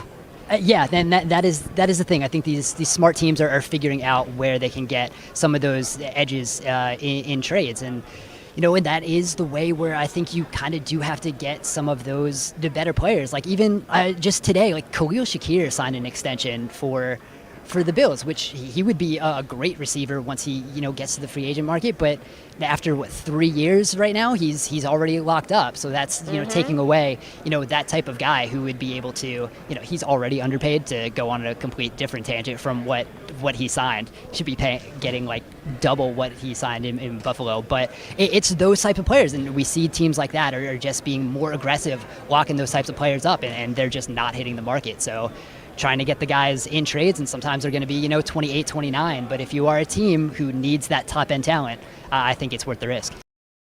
All right, that was last week, our NFL Reporter Roundtable, the full 40 minutes with other topics between me, Brooke, and Dan being discussed. Will go up on our YouTube page at Craig Hoffman and at the Team 980, or in audio form. We're going to put it in the Hoffman Show podcast. Actually, Anthony, we can just do that right now, right? You have the full version. I sent it to you? Yeah, I have the full version. All right, so you want to put that up with before the end of the hour here? Yes, sir. All right, so that'll go. Forget the end of the show. It's going up right now just for you. So go check that out in the Hoffman Show podcast feed. When we get back, we'll take a quick break here, then come back and take a look at what's trending.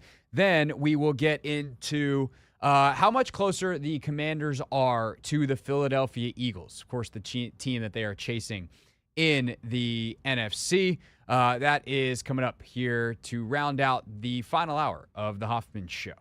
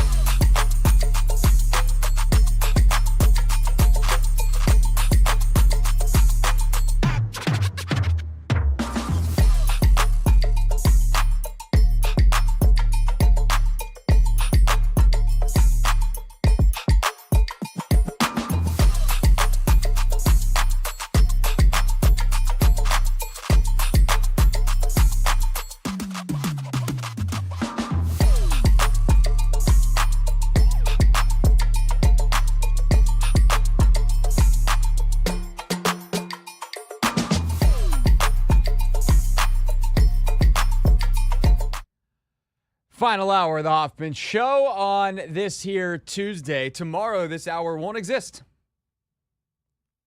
What? It's just wiped off the map. No way. Yeah, Michigan, Maryland tomorrow. So we will be in Terps pregame at this point. So make sure you get your Hoffman Show fixed early tomorrow, boys and girls. And by the way, if you were like, oh, well, I actually have the perfect solution, I'll actually save that podcast you mentioned with the reporter roundtable for tomorrow because I want more football talk at 6 o'clock on my drive home. And I just heard you say that that's going to be up. And hey, Anthony, can you work a little faster? It's not my podcast feed yet. One, we want you to keep listening to this show live. Actually, that'd be great. Two, I messed up. I actually did not send Anthony the audio that I thought I did. So when I get home tonight, it's on my laptop at home, which I did not bring to the office today. And we'll get that in the podcast feed ASAP lickety split tonight. So sorry if you want the full 40-minute reporter roundtable. It is coming, just not yet. We will deliver on our promise, though, to answer this question, Anthony Haney. It's one that, as we were thinking about what we want to do on the show today, I got an idea. You wanted to ask a question. Anthony, since it's your question, I'll let you ask the question.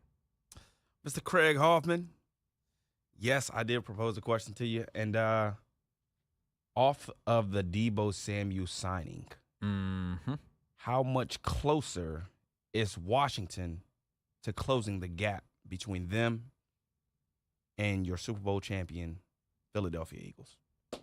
Well, if I put out my handy calculator and type away frantically, I was like, do I do a sound effect down here? Do I do it?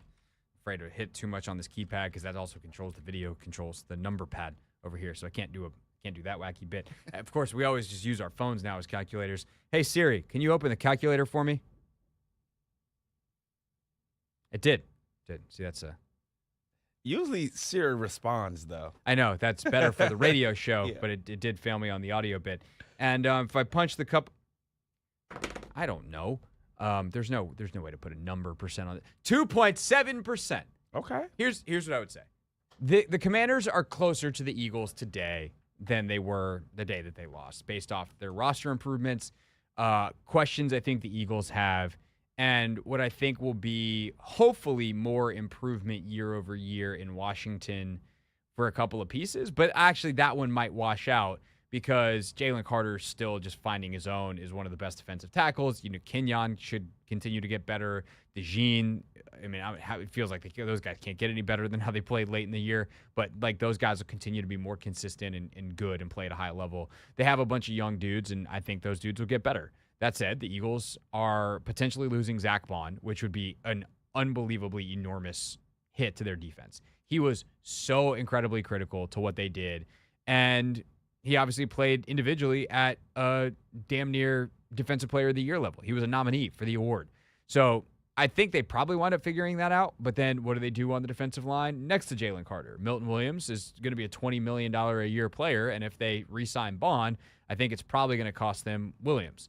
Then Mekhi Becton. He was a revelation at right guard. They had such incredible play from guys that were like $1 million players for them. And the Commanders, the same, by the way. There's a couple guys that were like $1 million, $5 million, whatever, cheap players that played at $10 million production. And that's what you have to do to win. Some of that's just from rookies and their quarterback or their contracts are scaled that way. Sometimes you get lucky on the veteran market.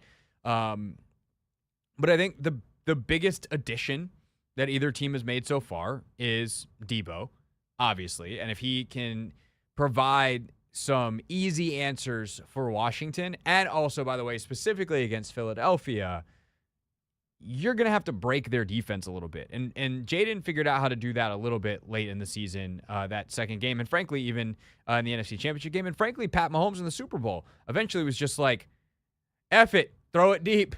And it's hard because their coverage is really good, and defensively, they get after you. So you don't have time to sit back. You kind of have to just take your drop and throw it out there, and if you miss, you miss, which is not exactly the way that anybody wants to play football, and it's especially not how the Commanders played last year, and it's especially not how Mahomes played last year. But if you can get a guy that can turn a 7-yard gain, a 7-yard slant, a 4-yard gain into a 50-yard gain, that's a total game changer. And so if Deebo becomes that, and I think that's the point that Logan made a great job of making on Take Command, is the Commanders, for as potent as they were, played in a way that feels unsustainable over time. The fact that they basically sustained it the entire year is crazy. But it did bite them in the NFC Championship game, right? Like, if you got to go on 17, 18-play drives, you're probably going to fumble eventually. You're probably going to have a sack. You're probably going to have some other kind of turnover.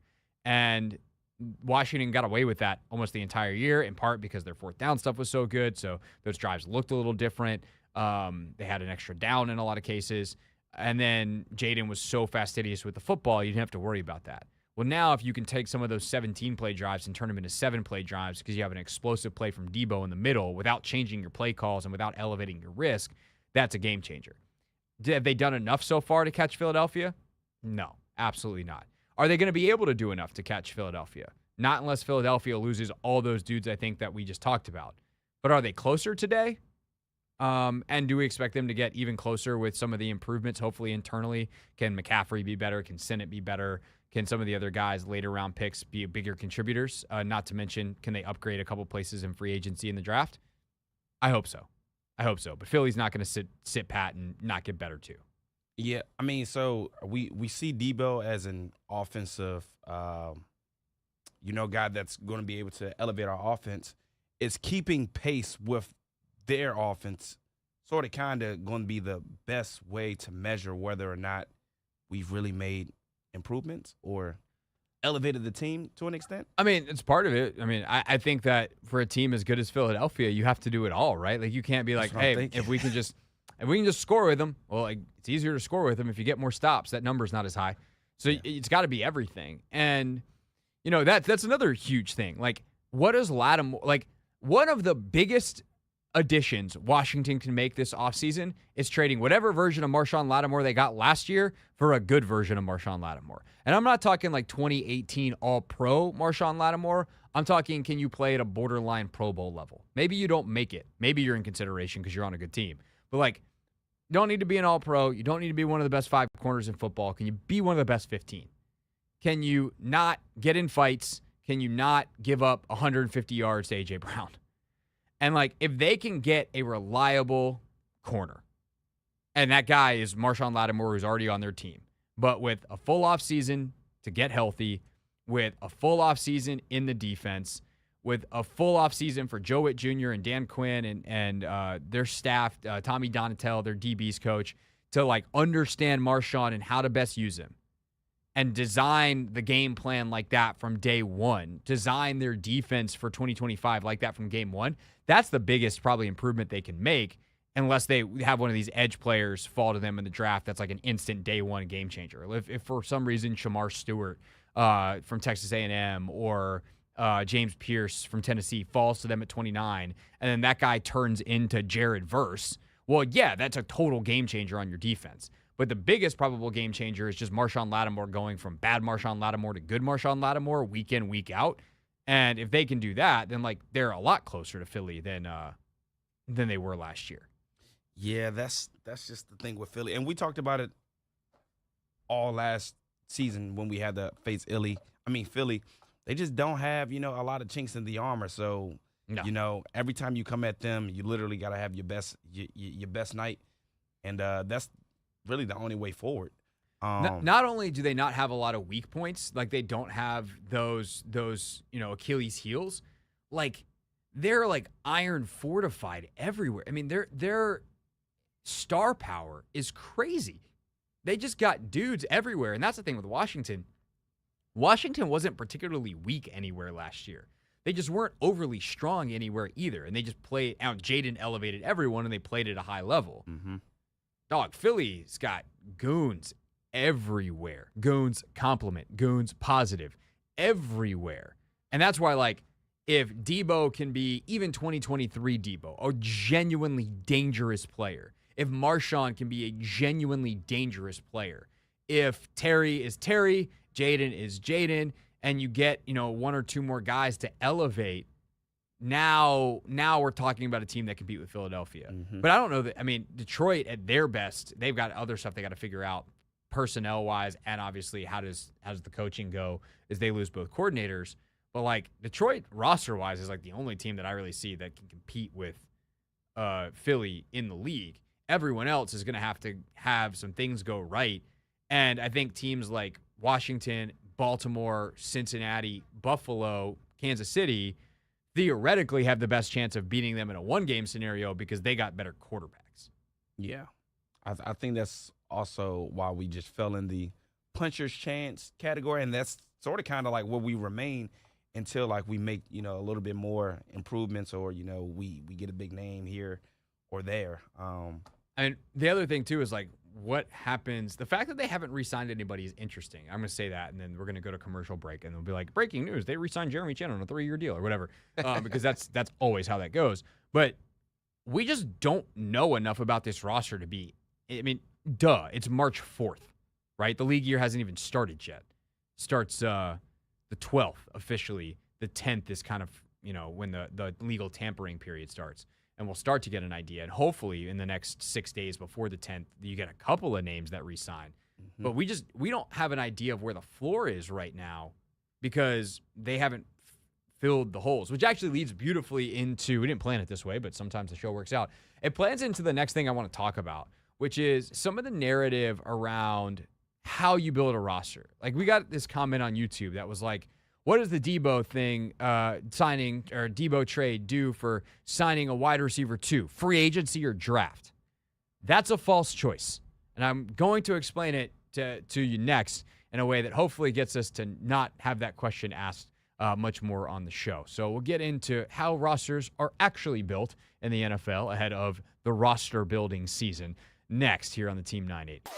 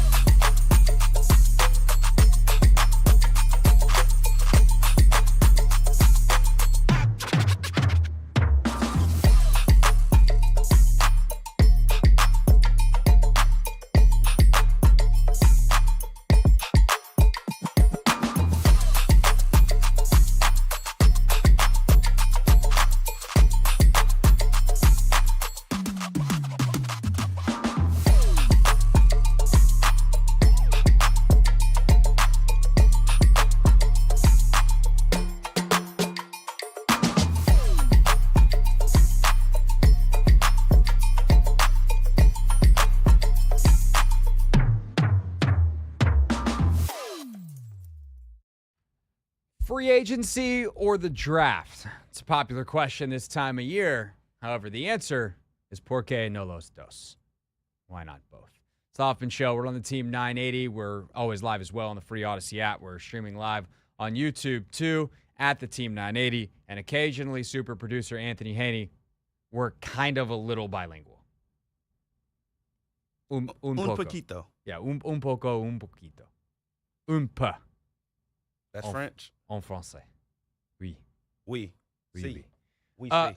So we got this this comment earlier in the show on YouTube from PH. PH asking about Deebo. Obviously, Commander's trade for Deebo Samuel. You'll know that by now. How does this impact our picking a true wide receiver too? Do we focus on the draft or still focus on free agency? First, I think people think about depth charts way too much like they're playing Madden. The pieces can move a lot easier in the NFL than they can on Madden. Unless you do formation subs, whatever, on every single game. I guess that's the thing you can do if you have a lot of time on your hands. But if you want to get guys in specific spots of, hey, Deebo's going to line up outside here, inside here, Luke is inside some, outside some, Terry, you can move guys around. And the idea of wide receiver 2, he's actually wide receiver 3 because we want this guy to line up outside, because in Madden, before they invented the slot receiver category, your wide receiver 3 was your slot guy automatically. That's not how it actually works in the NFL. So I do think we need to, on some level, stop using that terminology and just think about the wide receiver room and how they move in rotation. With that said, currently, they do not have a guy to line up on the outside, to use the NFL terminology, predominantly as a Z receiver. Okay? So Terry is what we call an X. He lines up opposite side of the tight end. He is on the ball. It is, you're getting the number one corner, and that is predominantly where Terry lines up.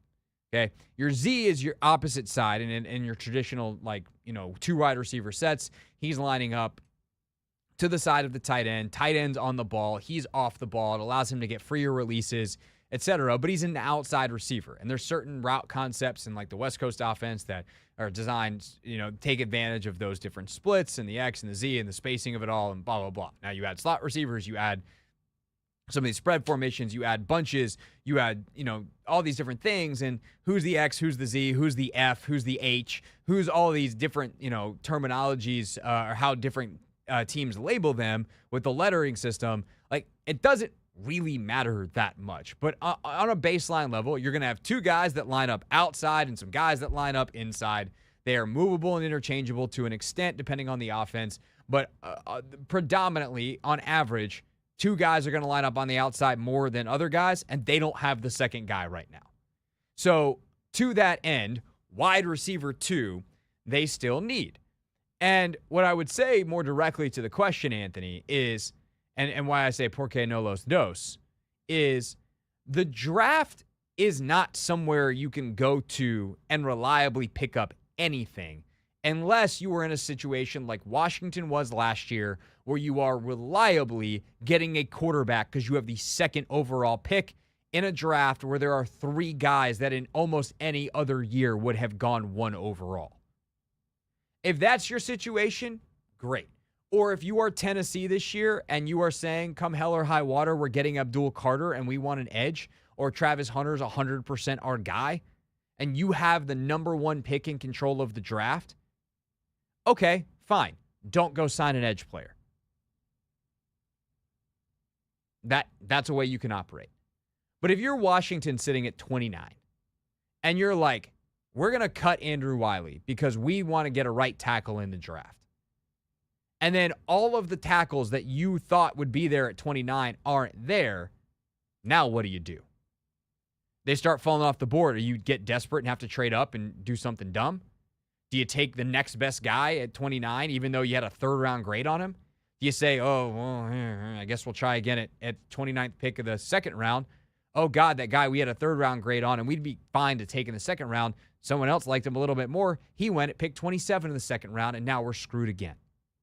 No, you don't do that. And I think that's the lesson of last year. Good team building says you go out in free agency and free agency puts a floor underneath you. Free agency says, if we can't get better than this in the draft, at least we got this. But the level of free agent, unless you're spending big money, you go sign Josh Sweat, yeah, you're probably not going to use, or you don't feel as compelled to use a first-round pick on an edge player if you spend $20 million on Josh Sweat. But even then, you could. Dorrance Armstrong, instead of being your 2, becomes your 3. Devontae Jean-Baptiste is your 4. Okay, that's something we can work with. But if Josh Sweat's your 1, okay, that's fine. We can work with that too. But typically it's much more of the Dorrance Armstrong levels, the Olamide Zaccheaus levels. No one that's going to prevent you from upgrading on a cheap contract for the future. And that's what it means when Adam Peters says we're going to build through the draft. Our stars, the guys that we want to have for the long term, those guys we're getting in the draft. Free agents are to fill in the gaps, put a environment around those guys to help raise them, if you will, and to make sure that we're not SOL and we literally don't get to training camp going, oh my God, we don't have enough of this position. And I think especially true, that's proven this year when you look at how bad the free agent crop is. Good players, there were a couple that were going to be free agents. Osa Odighizuwa, Dallas re-signed him. Taylor, the left tackle from the Rams. Alaric Jackson?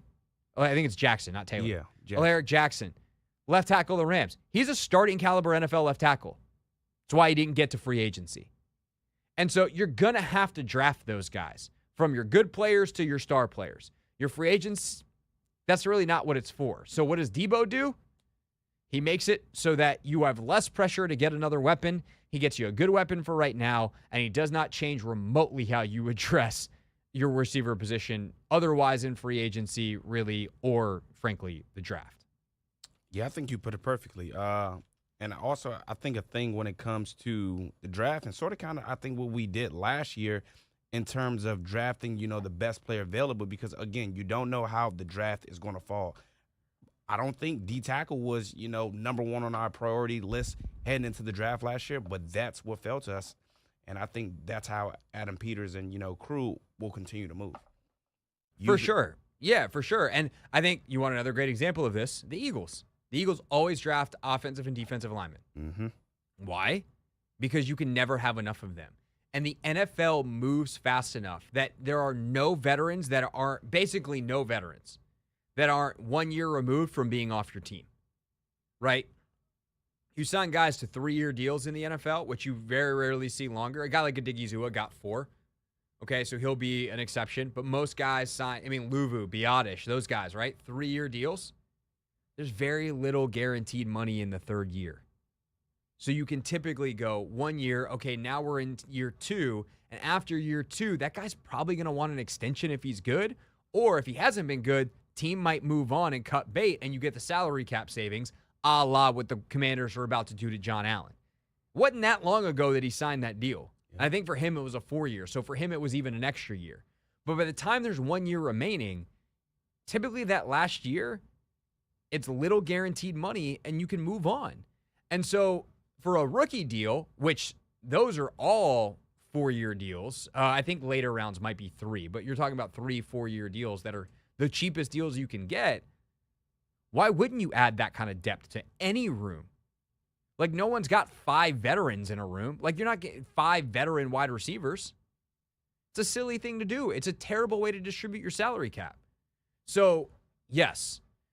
Does Deebo decrease the chances that Olamide Zaccheaus and or Jamison Crowder is back next year as a slot predominantly move piece, weapon, get the ball in his hands type player? Yeah.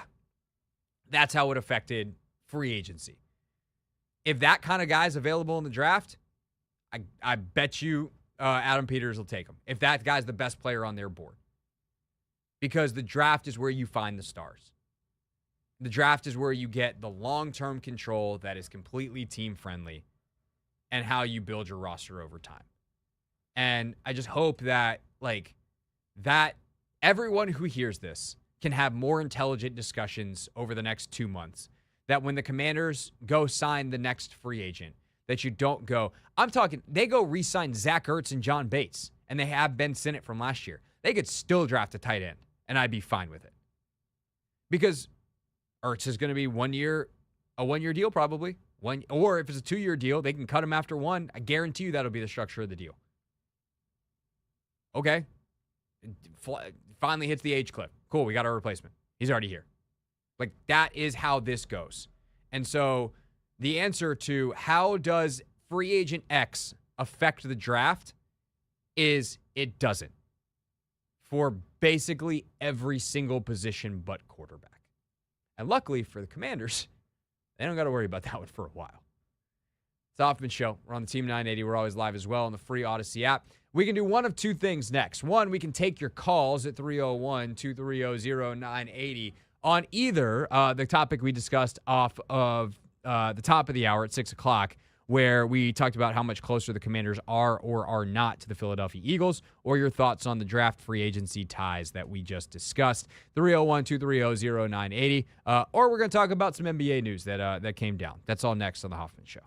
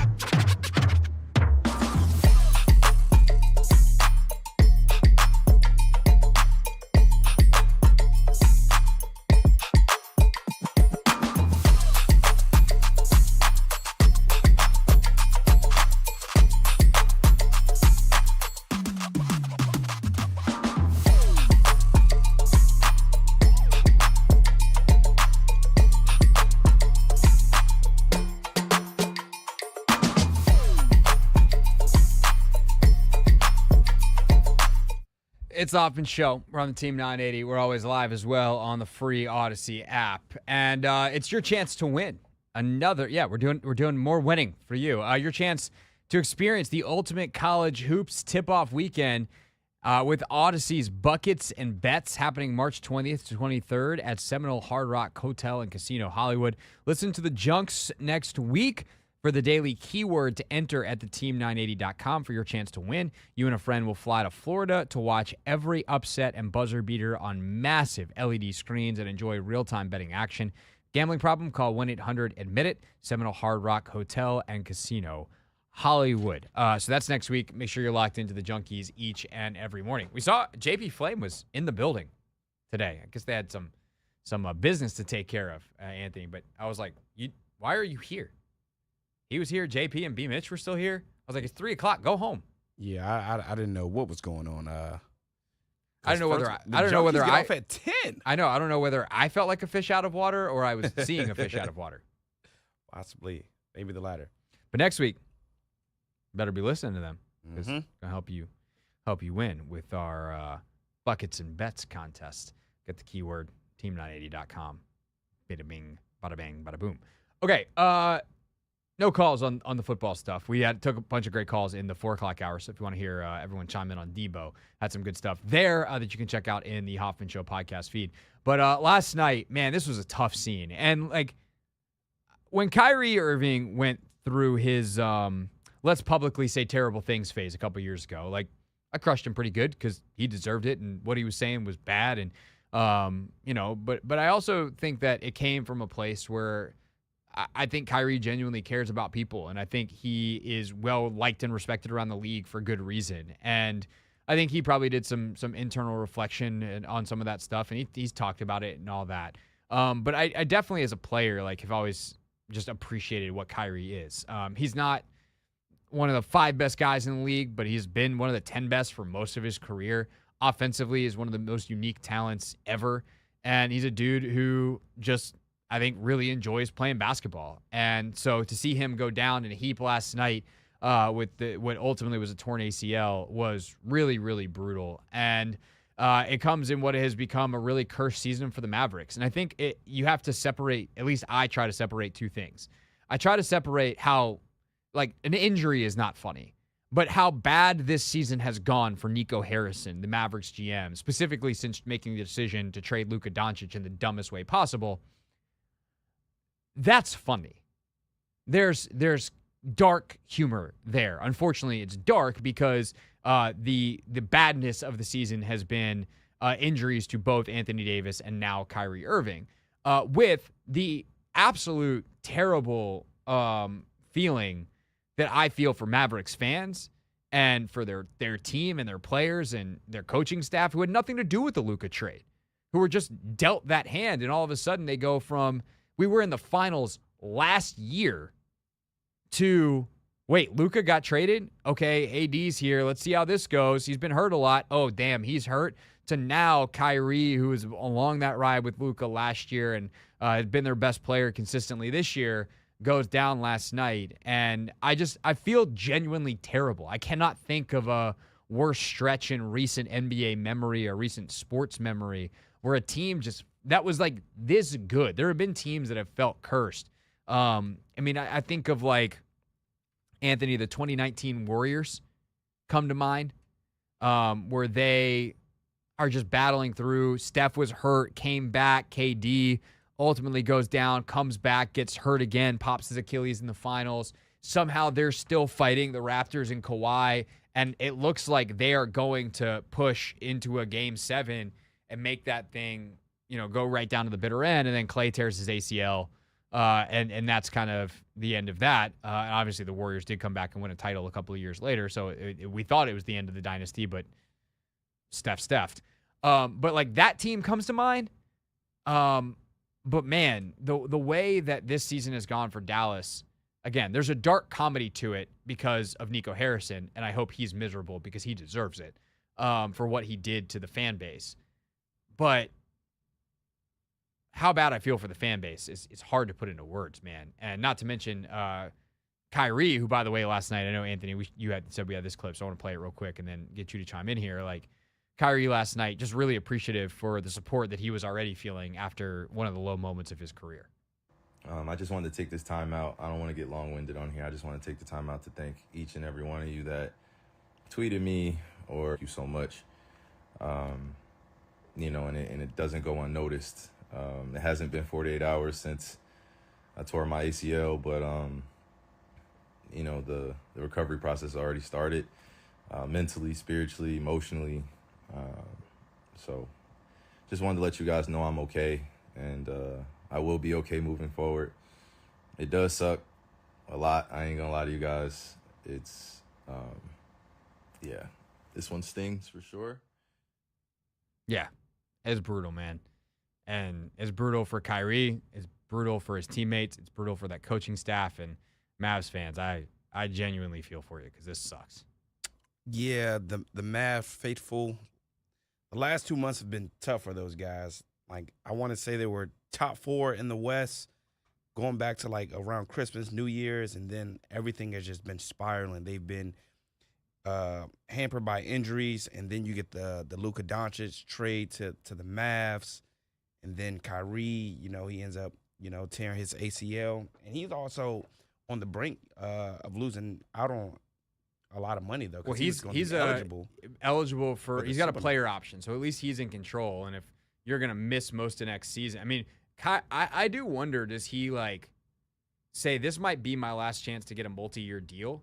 Do you forfeit the 42, take like 35 a year for a 2 to 3 year deal, or do you take the 42, hopefully come back at the end, like post All-Star, play really well, and then hope to get a 2-year deal next year?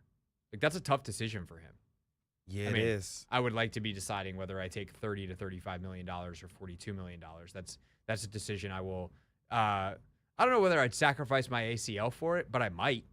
Next year's. I'm not a professional basketball player. Next year's going to be his age 34 season. Yeah. So it's a lot. I mean, but we also see a lot of our players play 15, 16. It's sort of kind of becoming very custom, to be honest. Yeah, I think the hard part for him is, like, the good news is we know how to fix ACLs now. Yeah. The bad news is it takes time. And when you're 34 years old and you're a guy who is built, like, of course he knows how to manipulate space, and his leverage is incredible, and his handle is obviously so good, and he's not going to lose any of that. But there's a twitchiness and a quickness to his game that unlocks the best version of it. And the other thing too is he's a smaller guard, so if he loses 5% of his vert, like, that's a big deal for him to be able to, the way he finishes at the rim. Do I feel like he, of all people, perhaps the greatest little guy finisher around the rim we've ever seen in terms of creativity? Could he figure it out? I'd bet on him more than I'd bet on basically anybody else. Yeah. But that is a big deal for a smaller guard who's kind of built on twitchiness at age 34. Like, if it takes a full year to get that back, and now you're going to your age 36 season, like, how many more do you really have in you? Yeah. Sucks, man. Yeah. Sucks. So best to Kyrie on getting better. Hate to see anybody basically get hurt. I would tell you another one, though. Ironically, this season, the Sixers, man, they felt snake bitten this year. Yeah. But it's. You think AD's done? You think the Mavs are going to just – they're 10th Why right would now. they not shut him down for the year? You've got to be 10 steps beyond stupid, which Nico Harrison and the Mavs front office might be. You have to be 10 steps beyond stupid to not shut him down for the year. Yeah. Unless he is 100% healthy. But let him get to the offseason healthy and work out and come back next year and lead your team. Yeah. I mean, the thing is, like, Luka, I think, would have been able to, lead the Mavs without a Kyrie. I don't know if I would have had the same trust. From, like, Anthony the 10 seed? No way. I mean, I think they would have made some noise a little. I mean, maybe not the. No. If Luka and AD are together, sure. You think AD's good enough at this stage in his career? I think if Luka was there. Right, yeah, but that's why you don't trade AD for Luka, because Luka's way better. Yeah. But he likes beer. Oh, no. No, beer. Nico. Dumbass. I don't do that often, but that guy's. I'm going to keep it professional. Here's a look at what's trending.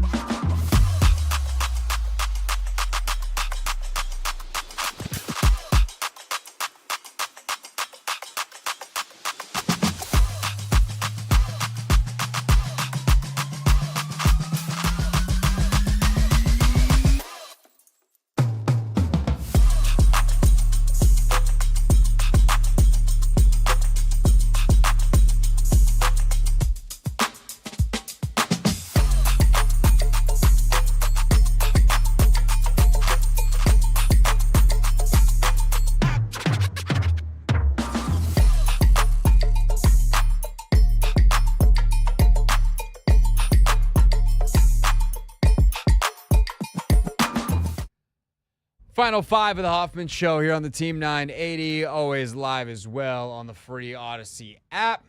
BetMGM tonight coming up next. Tomorrow on the show, Anthony, I have no idea what we're doing tomorrow.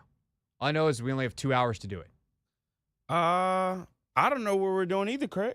This is like our first truly empty rundown I can remember in quite a while. Yeah. Yeah. Good gracious. I guess we got to figure some stuff out. We don't have any more competition Wednesday. No. We have plenty of mock draft stuff we can get to. Okay. So there's lots of good mocks out there, including Dane Brugler has one that's mad interesting because one of the players that I definitely initially thought before the combine, there's no way this dude's available for Washington. Dane's got him taking, which makes me wonder how his medical situation went at the combine. The fact that he's got him falling to the bottom of the first. So we'll unpack. Could it be medical? Could it be character?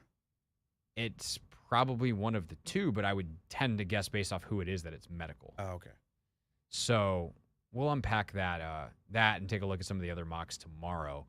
Other than that, I have thoughts for tomorrow, but I'll discuss those with you after the show because they're not solidified. Yeah. I hate to shoot your ideas down live. Although typically it doesn't happen. But just in case, I'm like, yeah, that's a bad idea. I don't want to do that. Yeah. Might as well not do that on the air. I mean, I appreciate you looking out for me. here's the thing. If we don't come up with anything else, that's going to be the show tomorrow.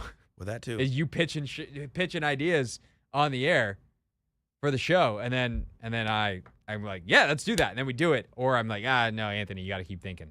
Yeah. Could be fun. I'll be thinking, all right. Man, don't hurt yourself. Real things. We're not going to be so this year. Real people. 5 and 11, not very good. Said into real microphones. You know, the culture is actually damn good. All right. What if I told you that Usain Bolt almost never ran the 100? Well, I'd be telling you the truth. Here's a story he told on Justin Gatlin's podcast, his former competitor in the 100 meters, as he was preparing for the 200 and wound up making a bet with his coach. What made you convince Mills to let you run the 100? It was just a bet, bro. It was a bet. A bet created history's best ever runner ever. After the World Championship of Soccer, we were talking about what we need to do, and he goes, yo, you need to get in the gym, and you also need to run another event. And he wanted me to do the 400 meters. I was like, coach, I'm not doing the 400 meters. And he goes, nah, you have to do the 400 because it's going to help you 200 meters. I was like, all right, let's make a bet. Let me run 100 meters. If I run fast, I run 100 meters. If I run slow, I run the 400 meters. He thought I was going to run slow. I'll never forget, me and Wallace was actually in that race. It was in Greece. And me and him were talking, and we're like, yo, I just want to get to 10-1. If I can get to 10-1, I think that's quick enough. And he was like, if you run 10-1, that's excellent. You know what I mean? When I ran 10:03, I was like, you can't say no. The math is mathing, coach. The math is mathing. He was like, okay. And that's how I got into it. If I had run like 10-2, I would be running 400 meters, bro. That's crazy, dude. 10-2 would have changed history. Events of what we would have been talking about right now. That's crazy. That is insane. Also, every sprinter ever, I'm not running the 400 meters, coach. So brutal. Terrible. Have you ever run one? Yeah. They are exhausting. It's run a quarter mile as fast as you possibly can. Yeah. They do that, and the world record's like 43. That's it. And there's a high schooler doing that, running a 44. Quincy Wilson. Yeah, he sure is. He doesn't even know what he's doing yet. He's out there, his head's It's so funny. back. The commentators always talk about. He's starting to bulk where's up a little his bit, though. I don't know if you've watched any of the indoor stuff. I've been watching. Watching some track. Quincy's starting to grow a little bit. Starting to bulk up, starting to get a little stronger. Yes, sir. But I saw Gabby Thomas was doing something on Instagram the other day, and like sometimes her coach will make her run 300s, and sometimes they'll be like, "All right, time to do a 4," and she'll just go, "No, I'm not doing a freaking 400." Although I guess she does at some point because she ran on the 4x4 team in the Olympics. Oh yeah, she did do that. She's something else, man. There's no traveling in the NBA. Steve Kerr says there should be. A non-travel call. I mean, I don't understand why we're not teaching our officials to call travel in this league. They do a great job. They work their tails off. They communicate well. But I see 5-6 travels a game that aren't called. We had 4 ourselves in Philadelphia. None of them were called. It's a problem when there's like 100 fans in the stands and every coach on the sidelines. When I'm watching film, it's like everybody's doing that. So everyone's seeing it. I got to commend Steve Kerr. No, I'm not going to commend Steve Kerr, Anthony, for saying that there should be traveling in the NBA. No. I'm going to commend Steve Kerr, and I think he probably just criticized officiating in a way that might not get him fined.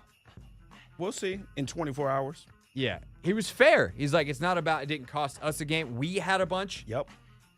well done, Steve Kerr. Or you'll be fine.